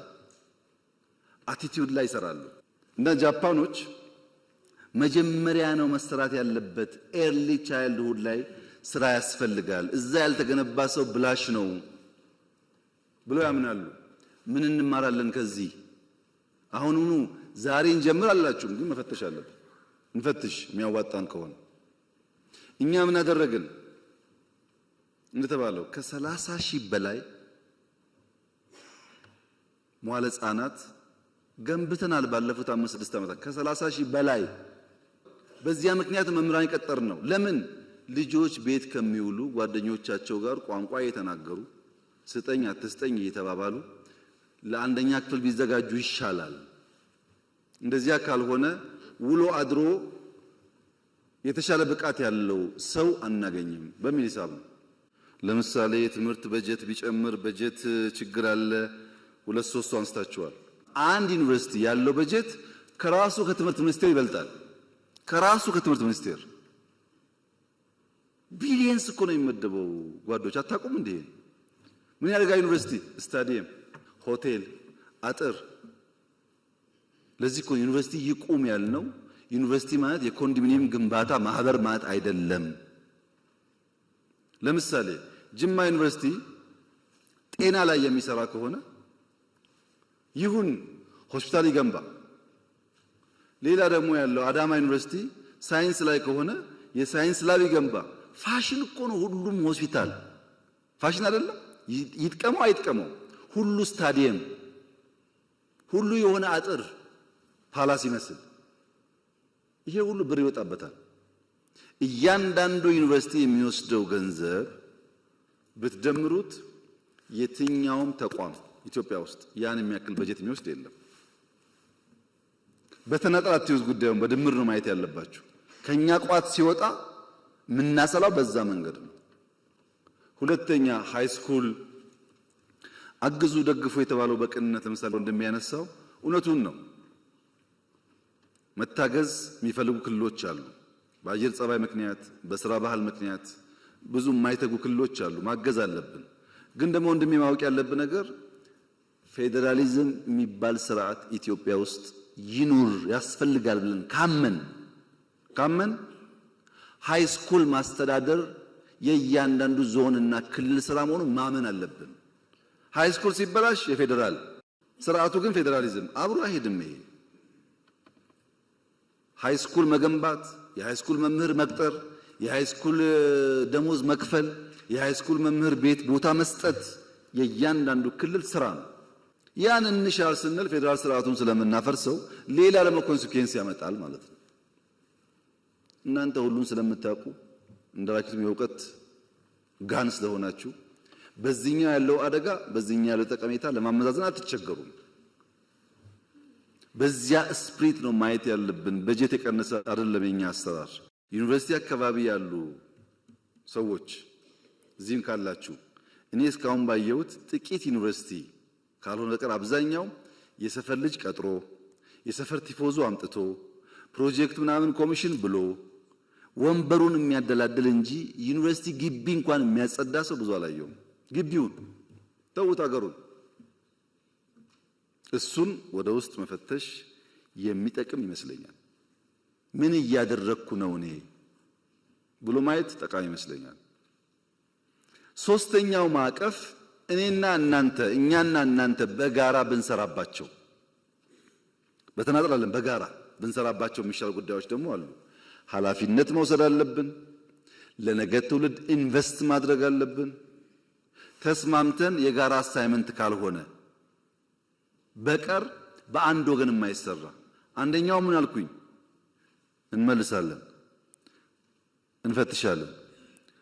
ሁለተኛው ምን አልኩኝ ከሌሎች ተቋማት ጋር ክሮስ ሴክተራል ስለሆኑ እዚያ ውስጥ እናያለን። አሁን የማነሳቸውንስ በጋራ እንሰራበታለን። ያኔ መልሱ ሙሉ እየሆነ ይመጣል። አንደኛ ትምህርት ለትውልድ መቀጠል አለበት ብላችኋል። ትክክል ነው፣ መቀጠል አለበት። ግን የኔም የናንተም ስራ ነው፣ የፕሮፌሰር ብርሃኑም የናንተም ስራ ነው። ለምሳሌ ብሩ ተለመነ የሆነ ሪሶርስ ተገኘ፣ መጨረሻ ግን የሚሰራው እዛው ያለ ወጣት ነው። ለዛ ወጣት ያንተን ድጋፍ እንፈልጋለን። ይሄ ትምህርት ቤት ለልጆቻችን ነው፣ ለኛ ነው የሚሰራው፣ ማገዝ አለብን ብለህ ካላስተማርከው በቀር ብሩ እያለ ስራው አይሰራም ማለት ነው። ከተገነባስ በኋላ ትምህርት ቤት ሃይ ስኩል እዚህ ጅማ ላይ ወለጋ ላይ እዚህ ምዕራብ ደቡብ አካባቢ ላይ ሃይ ስኩል ገንብተን እንሰት መትከል፣ አቮካዶ መትከል፣ ቡና መትከል እንዴት ብርቅ ይሆናል? ዝናብ እንደዚህ ብሎ የሚዘንበው ተማሪ እንዴት ነው በግቢ ውስጥ የማይተክለው? እንዴት ትምህርት ቤት ግቢ ውስጥ አቧራ ይታያል? ይሄን እናንተ ካላገዛችሁ ማን ያግዛል? ደግሞ ብዙዎቻችሁ እርግጠኛ ነኝ ስትማሩ አርብ ከሰዓት ግቢ ማጽዳት፣ የትምህርት ቤት ጓሮ መኮትኮት፣ የትምህርት ቤት ቡና መልቀም ስራችን ነበር አልነበረም? በቃ እሱ ማስቀጠል አለብን። ተማሪ መስራት አለበት። ያን ካልተለማመደ ሰው አይሆንም፣ ሙሉ ሰው አይሆንም። ይሄን ከናንተ ድጋፍ እንፈልጋለን። ምርታማነት አርሶ አደሩ ፕሮዳክቲቭ እንዲሆን ኢኒሼቲቮች ሲመጡ ከዚህ ይሁነኝ ብላችሁ በየከባቢያችሁ ማየት። ለምሳሌ አሁን ኮሪደር ብለን ቢሾፍቱ፣ አዳማ፣ ሻሸመኔ፣ ጅማ፣ ነቀምት ወደ ምስራቅ ያለው እንኳን ትቼ እነዚህ ሁሉ ከተሞች ይገነባል ኮሪደር። ቢሾፍቱ ላይ ከዚህ ከአዲስ አበባ መውጫ ከአቃቂ እስከ ሞጆ ያለው 26 ኪሎ ሜትር መንገድ ኦሮሚያ የሚገነባው። የኦሮሚያ ከተማ በሙሉ ቢሾፍቱ ብቻ ቢሆን ኖሮ ጅማ ቢቀር ነቀምቴ ቢቀር ምናምን ቢቀር ኖሮ አዲስ አበባ ያየሽውን 100% ታይ ነበር እዛ። ኦሮሚያ ግን ትልቅ ነው፣ ብሩ ግን ውስን ነው። በዚያች ውስን ሀብት ልክ እንደ አዲስ አበባ አንድ ቦታ የሚታይ ጉዳይ ማድረግ አይችልም። ይሄን እናንተ አንደርስታንድ ማድረግ አለባችሁ። ኮሪደር ከተማ ላይ ግን ቢያንስ በትንሹ እኔ እንኳን በቅርበት እመራቸው ጅጅጋ፣ ሐረር፣ ድሬዳዋ 3 ትላልቆች አሉ። በምስራቅ ጅማ፣ ነቀምት አለ፣ ቢሾፍቱ፣ ሮቤ አለ፣ ሐዋሳ፣ አርባ ምንጭ፣ ሶዶ፣ በቅርቡ ደግሞ ያየሁት ማዕከላዊ ክልል ውስጥ ያሉ 3-4 ከተማዎች በተለይ ደግሞ የሀዲያ ዋና ከተማ አሉ እንቅስቃሴዎች። መጠናቸው ግን እንደ አዲስ አበባ መሆን አይችልም፣ ብሩ ትንሽ ስለሆነ። እዛ የሚዋጣው ብር ውስን ነው፣ የሚሰጠው ብር ውስን ነው። ልክ እንደ አዲስ አበባ ማድረግ አይቻልም። ወደ ዋና ጉዳይ ስመጣ በቅርቡ በሃላባ፣ ከምባታ፣ ሀዲያና ስልጤ የገጠር ኮሪደር ብለን ጀምረናል። እነዚህ ስራዎች 4-5 አርሶ አደር ሶላር ሲስተም ያለው፣ ሽንት ቤት ያለው፣ ሳሎን መኝታ ቤት ያለው፣ የከብቶች ቤት ያለው፣ መጠነኛ ጓሮ እርሻ ያለው ሞዴል ለመስራት ነው። በእኛ አቅም 4 ጀመር። እዛ አካባቢ ያላችሁ ሰዎች ፎሎ አድርጋችሁ ደግፉ፣ እንዲባዛም አድርጉ። ያ ነገር መንግስት አክሮስ ዘ ካንትሪ ቤት ሊገነባ አይችልም። ታውቃላችሁ፣ ማሳያ ስራ ነው የሚሰራው። ባለፉት 6 ዓመታት አዲስ አበባ ላይ እዚህ አዋሬ እያፈረስን ስንገነባ ታውቃላችሁ። አሁን ደግሞ አዲስ አበባ ይበቃል ብለን በገጠር ኮሪደር አርሶ አደር ለመንካት መተናል። እሱን ማስፋት ላይ ብታግዙን፣ የጋራ ትርክት መገንባት ላይ ቅድም ወንድም ያነሳው 100% ከሐሳቤ ጋር ይስማማል። የጋራ ትርክት መገንባት ላይ እንደሚያስፈልግ አውቀን ስትራቴጂ ቀይሰን እቅድ አወጥተን እየሰራንበት ነው። የእናንተ ድጋፍ ግን ያስፈልጋል። ሰው ነው፣ ሰው አትግደል፣ ወንድምህ ነው የሚል እሳቤ በየቀኑ በየትምህርት ቤት ካልተነገረ በስተቀር በሚዲያ ብቻ በቂ አይደለም። አብረን እንስራ። እሱም ምርታማነት ላይ ስንዴው፣ ቡናው፣ ሻዩ ፕሮዳክቲቪቲ እንዲያድግ አርሶ አደር ማንቃት ማስተማር ላይ አብረን እንስራ። የትምህርት ጥራት ላይ አብረን እንስራ። በመንግስት ፖሊሲ ብቻ አይመለስም። መልካም አስተዳደር አብረን እንስራ። እናንተ እኮ ናችሁ የሁሉ ሰው አስተማሪ። ቅድም እንዳላችሁት ቀበሌ ላይ የሚረብሸው ወረዳ ላይ የሚረብሸውን ሰው ያስተማራችሁትን ሰው እባክህን ህዝብ አገልግል፣ ነውር ነው፣ ታሪካችን ባህላችን ብላችሁ ብትመክሩ ብዙ ሰው ሊቀየር ይችላል። አግዙ። እሱ ላይ እኔ ጋር ብትወረውሩ ጠጠሩን ብቻዬን አልፈታውም። ብንተጋገዝ ግን ሊቀንስ ይችላል። እንደነዚህ አይነት ጉዳዮች በጋራ ብንሰራ የኛን ሁኔታ ተገንዝበን ብዙ ዕዳ ያለበት ሀገር መሆን አውቀን ከኋላ ደግሞ አርፍደን ደራሽ ስለሆን ፈጥነን ቀንም ማታም ሰርተን ነገር እንቀይር ካላችሁ መተጋገዝ ይፈልጋል። አንዳንዱን እንመልስላችኋለን፣ አንዳንዱን እንፈትሻለን ፖሊሲዎቻችን። አንዳንዱን ግን በጋራ ካልሰራን በቀር በእኛ ብቻ አይመለስም። ካገዛችሁን ካገዝናችሁ ከተጋገዝን ግን በእርግጠኝነት ጊዜ ይወስዱ እንደሆን እንጂ እየተፈቱ ይሄዳሉ። በመንግስት በኩል እነዚህን ያደሩ ችግሮች በ5 ማዕቀፍ ውስጥ ልንፈታ ወስነናል። በ5 ማዕቀፍ ውስጥ የመጀመሪያው ኢንክሉሲቭ ናሽናል ዲያሎግ ነው። ብዙ የሚያጨቃጭቅ ጉዳይ አለን፣ ግን ቁጭ ብለን በንግግር እንፍታ፣ በውይይት እንፍታ፣ በመደማመጥ እንፍታ። መደማመጥ ያስፈልጋል።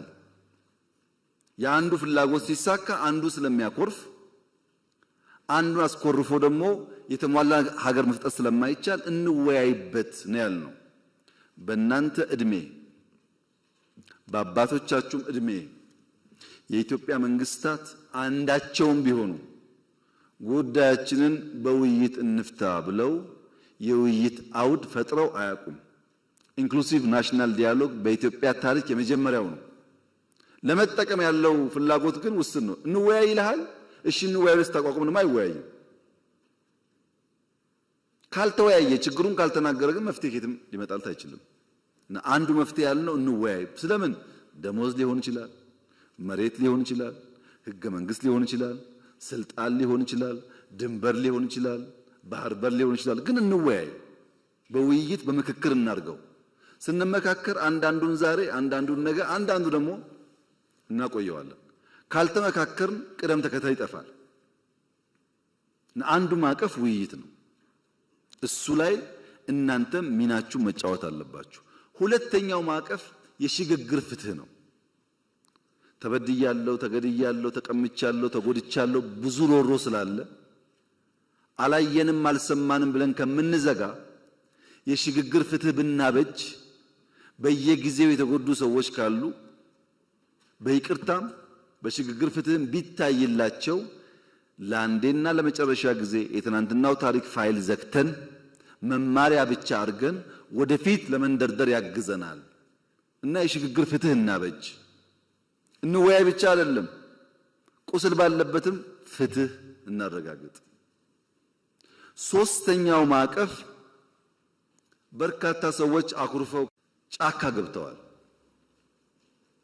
በኢትዮጵያ ሕገ መንግስት መሰረት በትጥቅ ለስልጣን መታገል ሕገ ወጥ ነው፣ አይፈቀድም።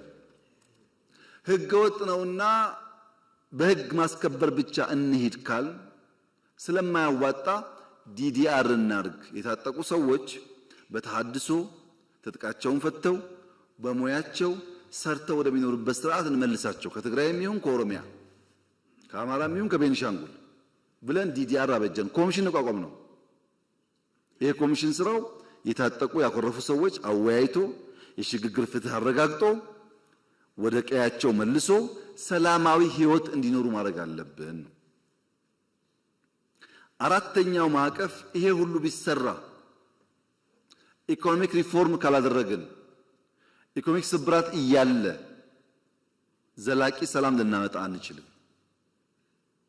ሪፎርሙ ደግሞ እንደ ከዚህ ቀደሙ ግብርና መር ብንለው አያዋጣም።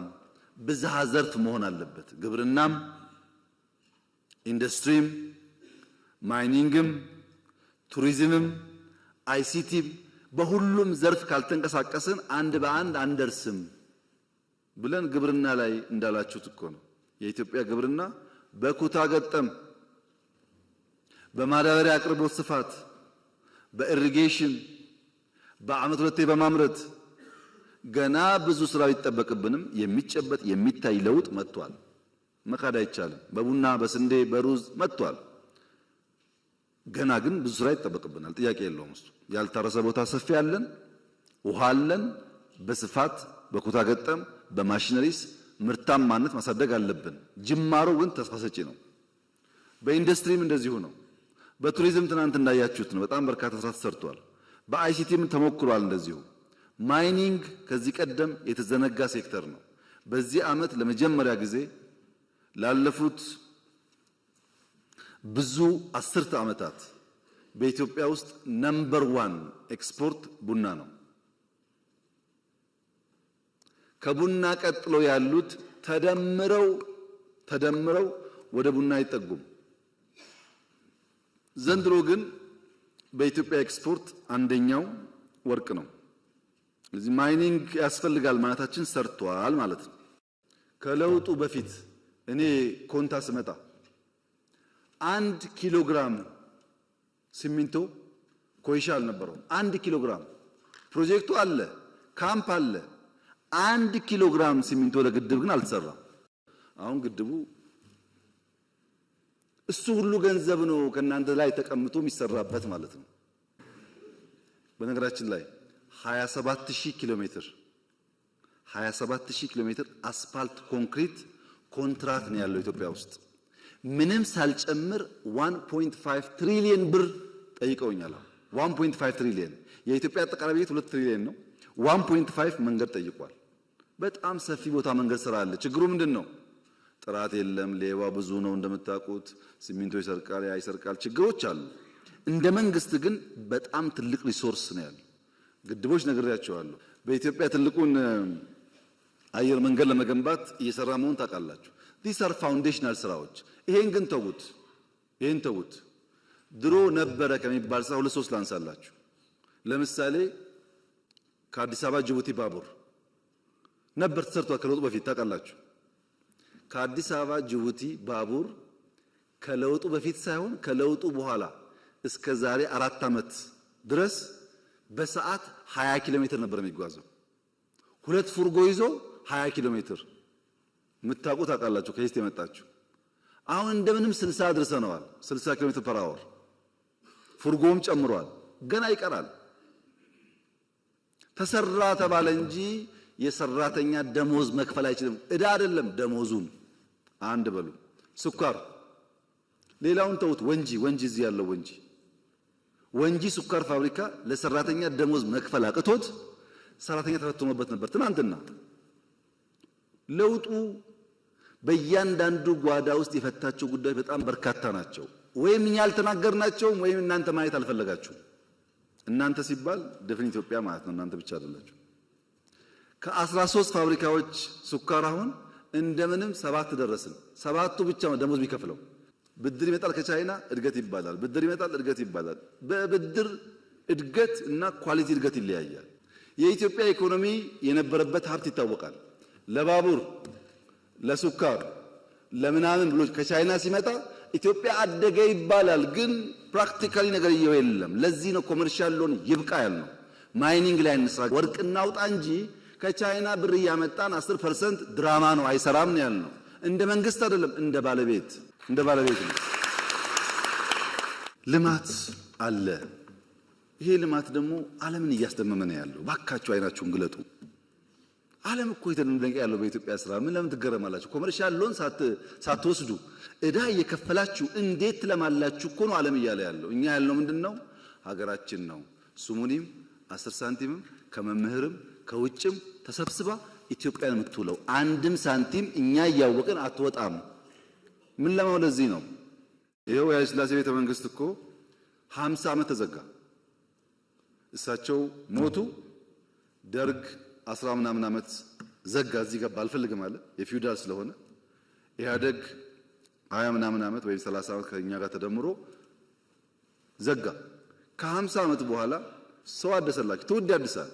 ዛሬ ጫካ ብሎ ቢሳደብ ዛሬ ምናምን ችግር የለውም። ትውልድ ባያዝ የለውም። በእውነት ያየዋል። ያኔ ሁሉም ታሪክ ይወጣል። ይልቁንስ እኔ ቢሮ ስገባ 59% የኢትዮጵያ ጂዲፒ ዕዳ ነበር። አሁን እኮ የውጭ ዕዳ 13 አድርሰነዋል። አትጠራጠሩ፣ በጥቂት ዓመታት ውስጥ ከ10 በታች ይሆናል። ዕዳ አናውርስም። አምስተኛው የሰራን ያለው ተቋም ሪፎርም፣ ሎ ኢንፎርስመንት ኤጀንሲስ፣ ትምህርት ሚኒስቴር፣ ጤና ሚኒስቴር፣ ከተማ ሪፎርሞች ተቋማት ላይ ሲቪል ሰርቪስ ተቋም ካልተገነባ በቀር ስለማንሸክም ይሄ ስራ አምስቱም ኢንክሉሲቭ ናሽናል ዲያሎጉም፣ የሽግግር ፍትህ፣ የዲዲአር ታድሶ ፕሮግራም፣ ኢኮኖሚክ ሪፎርም፣ የተቋም ሪፎርም አምስቱም አድራሽ ነው እንጂ ግብ አይደለም። ስንናገር ውለን ብናድር ግብ መሆናችን ተናግረን ከዛ ወደ ልማት እንገባለን ነው። ተናግረን ውጊያ እንቀንሳለን ነው እንጂ ንግግር ግብ አይደለም። ግብ ነው እንዴ? ዲዲአር ግብ እኮ አይደለም። ከምንተዋኮስ አብረን እናርሳለን ለማለት ነው እንጂ ግብ አይደለም። እነዚህ 5 ጉዳዮች ማየት ያለባችሁ ልክ አንድ ሰው ትኬት ቆርጦ አሜሪካን ሲጓዝ እንዳለው ስፕሪት ነው። አንድ ሰው ትኬት ቆርጦ ወደ አሜሪካ ሲሄድ የሚሰጠው አንድ ወንበር ነው። ታውቃላችሁ፣ ሰዓቱ 10 ምናምን ሰዓት ነው በረራው። አንድ ወንበር ይሰጠዋል። መቀመጫም ነው፣ ከደከመውስ አልጋም ነው። መንቀሳቀሻ ቦታ የለም። ታውቃላችሁ፣ ትንሽ ቦታ ናት አውሮፕላን ላይ። ሰው ቢርበው ምግብ ቢል አንዴ ሁለቴ ይሰጣል። ግን ይሰጥ ፈልገህ አይደለም፣ ይሰጣል፣ ታሽጎ ይሰጣል እንጂ ይሄኛውን አልፈልግም ምስር አድርግልኝ አይባልም። አየር ላይ ይባላል። ሽሮ አድርግልኝ እኮ አይባልም። ወይ ትበላለህ ወይ ትተዋለህ። ለምን? የአውሮፕላን ስራ ማድረስ ነው እንጂ እኮ አውሮፕላን በራሱ አገር አይደለም። የምትሄድበት እስከምትደርስ ሽንት ቤቱ ውስን ነው፣ መቀመጫ ውስን ነው፣ አልጋው አይመችም፣ መንቀሳቀሻ ቦታ የለም፣ ምግብ ውስን ነው። ችለህ ዋሽንግተን ስትደርስ ክፍት ይሆናል ማለት ወይ ከዛ ስመጣ ክፍት ይሆናል ማለት ነው። እኔና እናንተ ያለንበት ሁኔታ እንደሱ ነው። አድራሾች ነን፣ ወደ ብልጽግና አድራሽ ነን። ያሻነውን ነገር ማድረግ አንችልም። ማመን አለባችሁ ይሄን ጉዳይ። አድራሽ ነን። እኔና እናንተ አድራሽ ነን። ልጆቻችን ናቸው ብልጽግናን የሚያዩት። ለውጦች በሀገር ደረጃ እየመጡ ያሉት እኔና እናንተ አድራሽ መሆናችን ገብቶን አድራሽ የሚቸገረውን ችግር አምነን ከሰራን ብቻ ነው እንጂ ይድላን ካል አይሆንም። ግን በቃ የኔና የናንተ እጣ እሱ ነው። እጣ ወደቀብን፣ ተቸግረን መከራ በልተን ይሄን ሀገር ማሸጋገር አለብን። እንደዛ ማሰብ ከናንተ ይጠበቃል። ሰላም ድሮና ዘንድሮ ሰላም ይለያያል። ድሮ ሽፍቶች ነበሩ ኢትዮጵያ ውስጥ። ልክ እንደ ባህል ነው መሸፈት፣ አዲስ አይደለም። ግን የድሮ ሽፍታ የአብነት ትምህርት ቤት አይዘጋም፣ መድረሳ አይዘጋም። መድረሳ ጋር ሲደርስ አክብሮ ነው የሚያልፈው። ሽፍታ አለ። ያ ሽፍታ ግን የአብነት ትምህርት ቤት መዝጋትን አያምንም። ሽፍታ አለ። መምህርን ማገት ግን በፍጹም አይሞክርም። እንደተባለው ነው። መምህር ነኝ ከተባለ እላፍ ይላል እንጂ መምህር አያግትም። የአሁኑ ሽፍታ መምህር ማገት፣ ትምህርት መዝጋት፣ ተማሪ እንዳይማር መከልከል የትግሩ አካል ያደረገ ግን ደግሞ እታገልልሃለሁ የሚል ሆኖ መጣ። ኒው ቻሌንጅ ነው ይሄ። በመንግስቱ ኃይለማርያም ጊዜ ድፍን ኤርትራ፣ ድፍን ትግራይ ውጊያ ነበር ታውቃላችሁ። ግን ወያኔም ይሁን ደርግ ትምህርት ቤት እንዝጋ አይሉ። ሃይማኖት ተቋማት ይከበራሉ፣ ትምህርት ቤት ይከበራል፣ ሽማግሌዎች ይከበራሉ፣ የሀገር ሽማግሌ ይከበራል። ይሄ ነበር ባህሉ። አሁን እንደዛ አይደለም። ይሄ አንደኛው ችግር ነው። ሁለተኛው ችግርስ መምህራን ዩኒቨርሲቲ መኝታ ቤት በነፃ ስለሆነ፣ ምግብ በነፃ ስለሆነ፣ ኮምፒውተር ዩኒቨርሲቲ ስላለ፣ ጊዜ ስላለው ተማሪ ያን የእውቀት ማድ የሚገኝበትን ሪዝኒንግ የሚያድግበትን ተቋም ጽንፈኝነት እንዲሰራፋበት፣ ውሸት እንዲስፋፋበት፣ ስድድብ እንዲበዛበት፣ እውቀት ሳይሆን ቅጥፈት እንዲፈበረክ አልፈቀድንም ወይ? አልፈቀድንም። በመንግስት ኢንተርኔት፣ በመንግስት ኮምፒውተር፣ በመንግስት ቢሮ ውስጥ ቅጥፈትና ውሸት እንዲሰለጥኑ አልፈቀድንም ወይ? we have to ask ourselves። ሁለተኛ መምህር የእውቀት አባት፣ የተከበረው፣ የተፈራው፣ የተወደደው ሽማግሌው፣ አስታራቂው የእውቀት አባትነቱን ጥሎ አልሸፈተም ወይ? አልሸፈተም። መምህር ስንቱን መምህር እኮ መልሰናል። በይቅርታ የሚያስተምሩ እኮ አሉ። ገብተው ወጥተው ሞክረው ሲያቀታቸው አሉ እኮ የተመለሱ የሉም። መምህር አይሸፍትም። መምህር ሽፍታን ክላሽ አስጥሎ ብዕር ያስይዛል እንጂ ብዕር ጥሎ ክላሽ አይዝም። እናንተም ተበላሻችሁ፣ ሽፍታውም ተበላሸ። የተበላሸ ሀገር መሆኑን ማመን ያስፈልጋል። የመጀመሪያው ይሄ ነው። እንዴት እንፍታው ነው አሁን ጥያቄው። እኛ ሶስት መንገድ ነው ያሰብነው። አንደኛው ሰላም ሚኒስቴር አቋቁመን አልነበረም ድሮ። ሰላም ያስፈልገናል፣ የሰላም ኮሚሽን ብለን በተቋም እንስራ የሰላምን ጉዳይ ብለን ከተቋሙ ባሻገርስ ቲፒኤልኤፍ ጋር ግጭት ሊጀመር ሲል እንደሚነገረው እኮ አይደለም። እኔ ያልሞቱ በህይወት ያሉ ሀብታሞች ሰብስቤ ትግራይ ሰብስቤ እባካችሁን እንዳንዋጋ፣ ትግራይ ውጊያ ይበቃታል፣ ሂዱና ለምን ልቢልኪያቸው አሉ። ትግራይ ሸኔ አልሞቱም አሉ በህይወት ሽማግሌዎች፣ ሴትና ወንድ ወለጋ ድረስ ልከናል። ሽማግሌዎች ሸኔ አንበርክኳል አሉ በህይወት፣ ሂዱ ባካችሁ ለምን ብለን ልከናል። ፋኖ በቲቪ አይታችኋል። ሽማግሌዎች ልከን ቄስ ሳይቀር አንበርክኳል። ባካችሁ ይቅር፣ አይጠቅምም፣ ማሸነፍ አይቻልም በዛ መንገድ፣ ጊዜ የምናባክነው ይቅር ብለን ሞክረናል። የሚታወቅ ፋክት ነው። አይ ሙከራ ብቻ ነው ደግሞ እንዳይባል በሰላም የሚገቡ ካሉ እጃችን ዘግተን እንቀበል ብለን ለምሳሌ የሌላውን ጊዜ ተውትና ትናንትና ከጉጂ የዛ አካባቢ ኃላፊውና ወታደሮቹ ትናንት ሰጥተዋል እጃቸው በድርድር። ትናንትና በየቀኑ 70 80 ምናምን ይሰጣል ከሁሉም ክልል። ቤኒሻንጉል ገብተዋል፣ አፋር ገብተዋል፣ ከአማራ ብዙ ይገባሉ፣ ከኦሮሚያ ይገባሉ። ከሶስት ወር በፊት ደግሞ ታውቃላችሁ እዚህ ሸዋ አካባቢ ምዕራብ ገብተዋል። ክፍት ነው። ገብተዋል ብቻ ነው እንዴ? አይደለም፣ ሹመኞች ናቸው። በኢትዮጵያ ታሪክ ተቃዋሚም ቢሆን ፋይዳ ካለው ዕውቀት ካለው ባሸንፍም አብሬ ልስራ ያለ መንግስት ነው። ከዚህ በላይ ማስተዋል ምን ከየት አመጣለሁ? አድርገናል እኮ እነ ሸኔ የገቡ በቅርቡ ከዚህ ከሸዋ አሁን እኮ ኦሮሚያ አመራር እኮ ናቸው። አሁንም የሚጠቅም ነገር ያለው ሰው ከመጣ እኛ ክፍት ነን። ለሱ አይደለም ለኔ አይደለም ለኢትዮጵያ ሲባል ጠቅላይ ሚኒስትርነትሳ እሱ ነው ጸቡ ካላችሁኝ እውነት እላችኋለሁ በሰላማዊ መንገድና በምርጫ እስከሆነ ድረስ ጠቅላይ ችግር የለውም። መጥፎም የሆነው እኔ ብቻ ነኝ የምችለው እናንተ አትችሉ ምናምን እሱ ጥሩ አይደለም። ከሱ ውጭ ግን በንግግርና በውይይት ችግር የለም። ሁለተኛው እሱ ነው። ሶስተኛው ሰላምን ቢያለ አልገባም ብሎ ትምህርት ቤት የሚያዘጋ የሚያግት ካለስ ህግ የማስከበር ስልጣናችን ስለሆነ እንታገለዋለን። የታገልነው ነው ያለነው። አትታገሉ እጃችሁ አጣጥፋችሁ ተቀመጡ ካልከን ህዳሴ የሚባል የለም፣ ወጥቶ መግባት የለም። ችግር እኮ ነው። በየቦታው ሽፍታ ሞልቷል። we have to fight እያደረግን ከገባስ እንተዋለን። ለምሳሌ ፕሪቶሪያ እኮ አስደማሚ ድል ነው የኔ ወንድም። መቀሌ በ24 ሰዓት መግባት እንችል ነበር።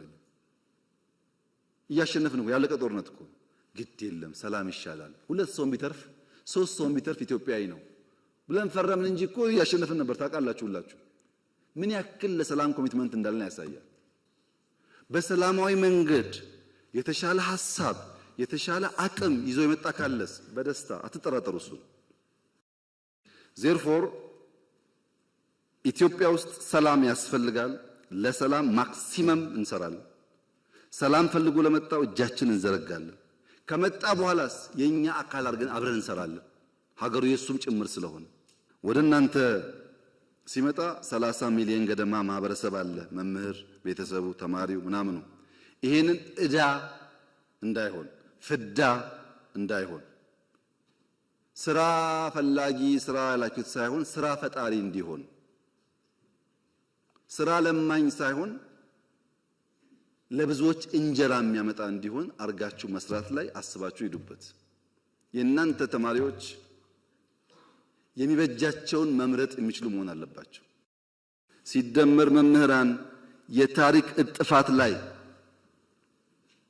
አብረን የምንሰራ አብረን የምንቆም መሆን አለብን። የታሪክ ጥፋት ላይ መተባበር የለባቸው። የታሪክ ጥፋት ሞልቷል። እጥፋት እንጂ ጥፋት አያስፈልግም። ጠፋ ሲጠፋ ኖረ። አሁን ደግሞ ያንን ከርቭ እናርገው፣ ኮርሱን እንቀይረው፣ ወደ መልካም እንውሰደው። ለዚህ ደግሞ እንተባበር። ደረጃ በደረጃ የእናንተን ጉዳይ መልስ እያገኘ እየተፈታ ይሄዳል። አትጠራጠሩ። እናንተ አድራሽ ናችሁ። የፈለገ ቢሆን ወርቁ ወጥቶ ስንዴው ወጥቶ ይሄና የእናንተ ጉዳይ መልስ አያገኝም። ይለወጣል፣ መልስ አያገኝም። ለምን? ብዙ የመጣው ቀንበር። ልጆቻችን ግን እንዳይከተሉ እናቋርጠው። እዚህ ጋር ለዚህ ተባብረን ብንቆም ብንሰራ ኢትዮጵያ ውስጥ ተስፋ አለ። እየመጣ ያለው ጊዜ በጣም እንኳን ለእናንተ ለአፍሪካም ተስፋ የሚሆን ነው። ዘንድሮ ኢትዮጵያ ቢያንስ 10% አድርጋለች። ይሄ እኔ ሳይሆን የኢንተርናሽናል ተቋማት ግምት ነው። ይሄ እድገቷ ግን ኳሊቲ ግሮዝ ነው፣ በብድር አይደለም። እና መምህራን የእውቀት አባት የሀገር አባት የኛ አባት ናችሁ። አመሰግናለሁ።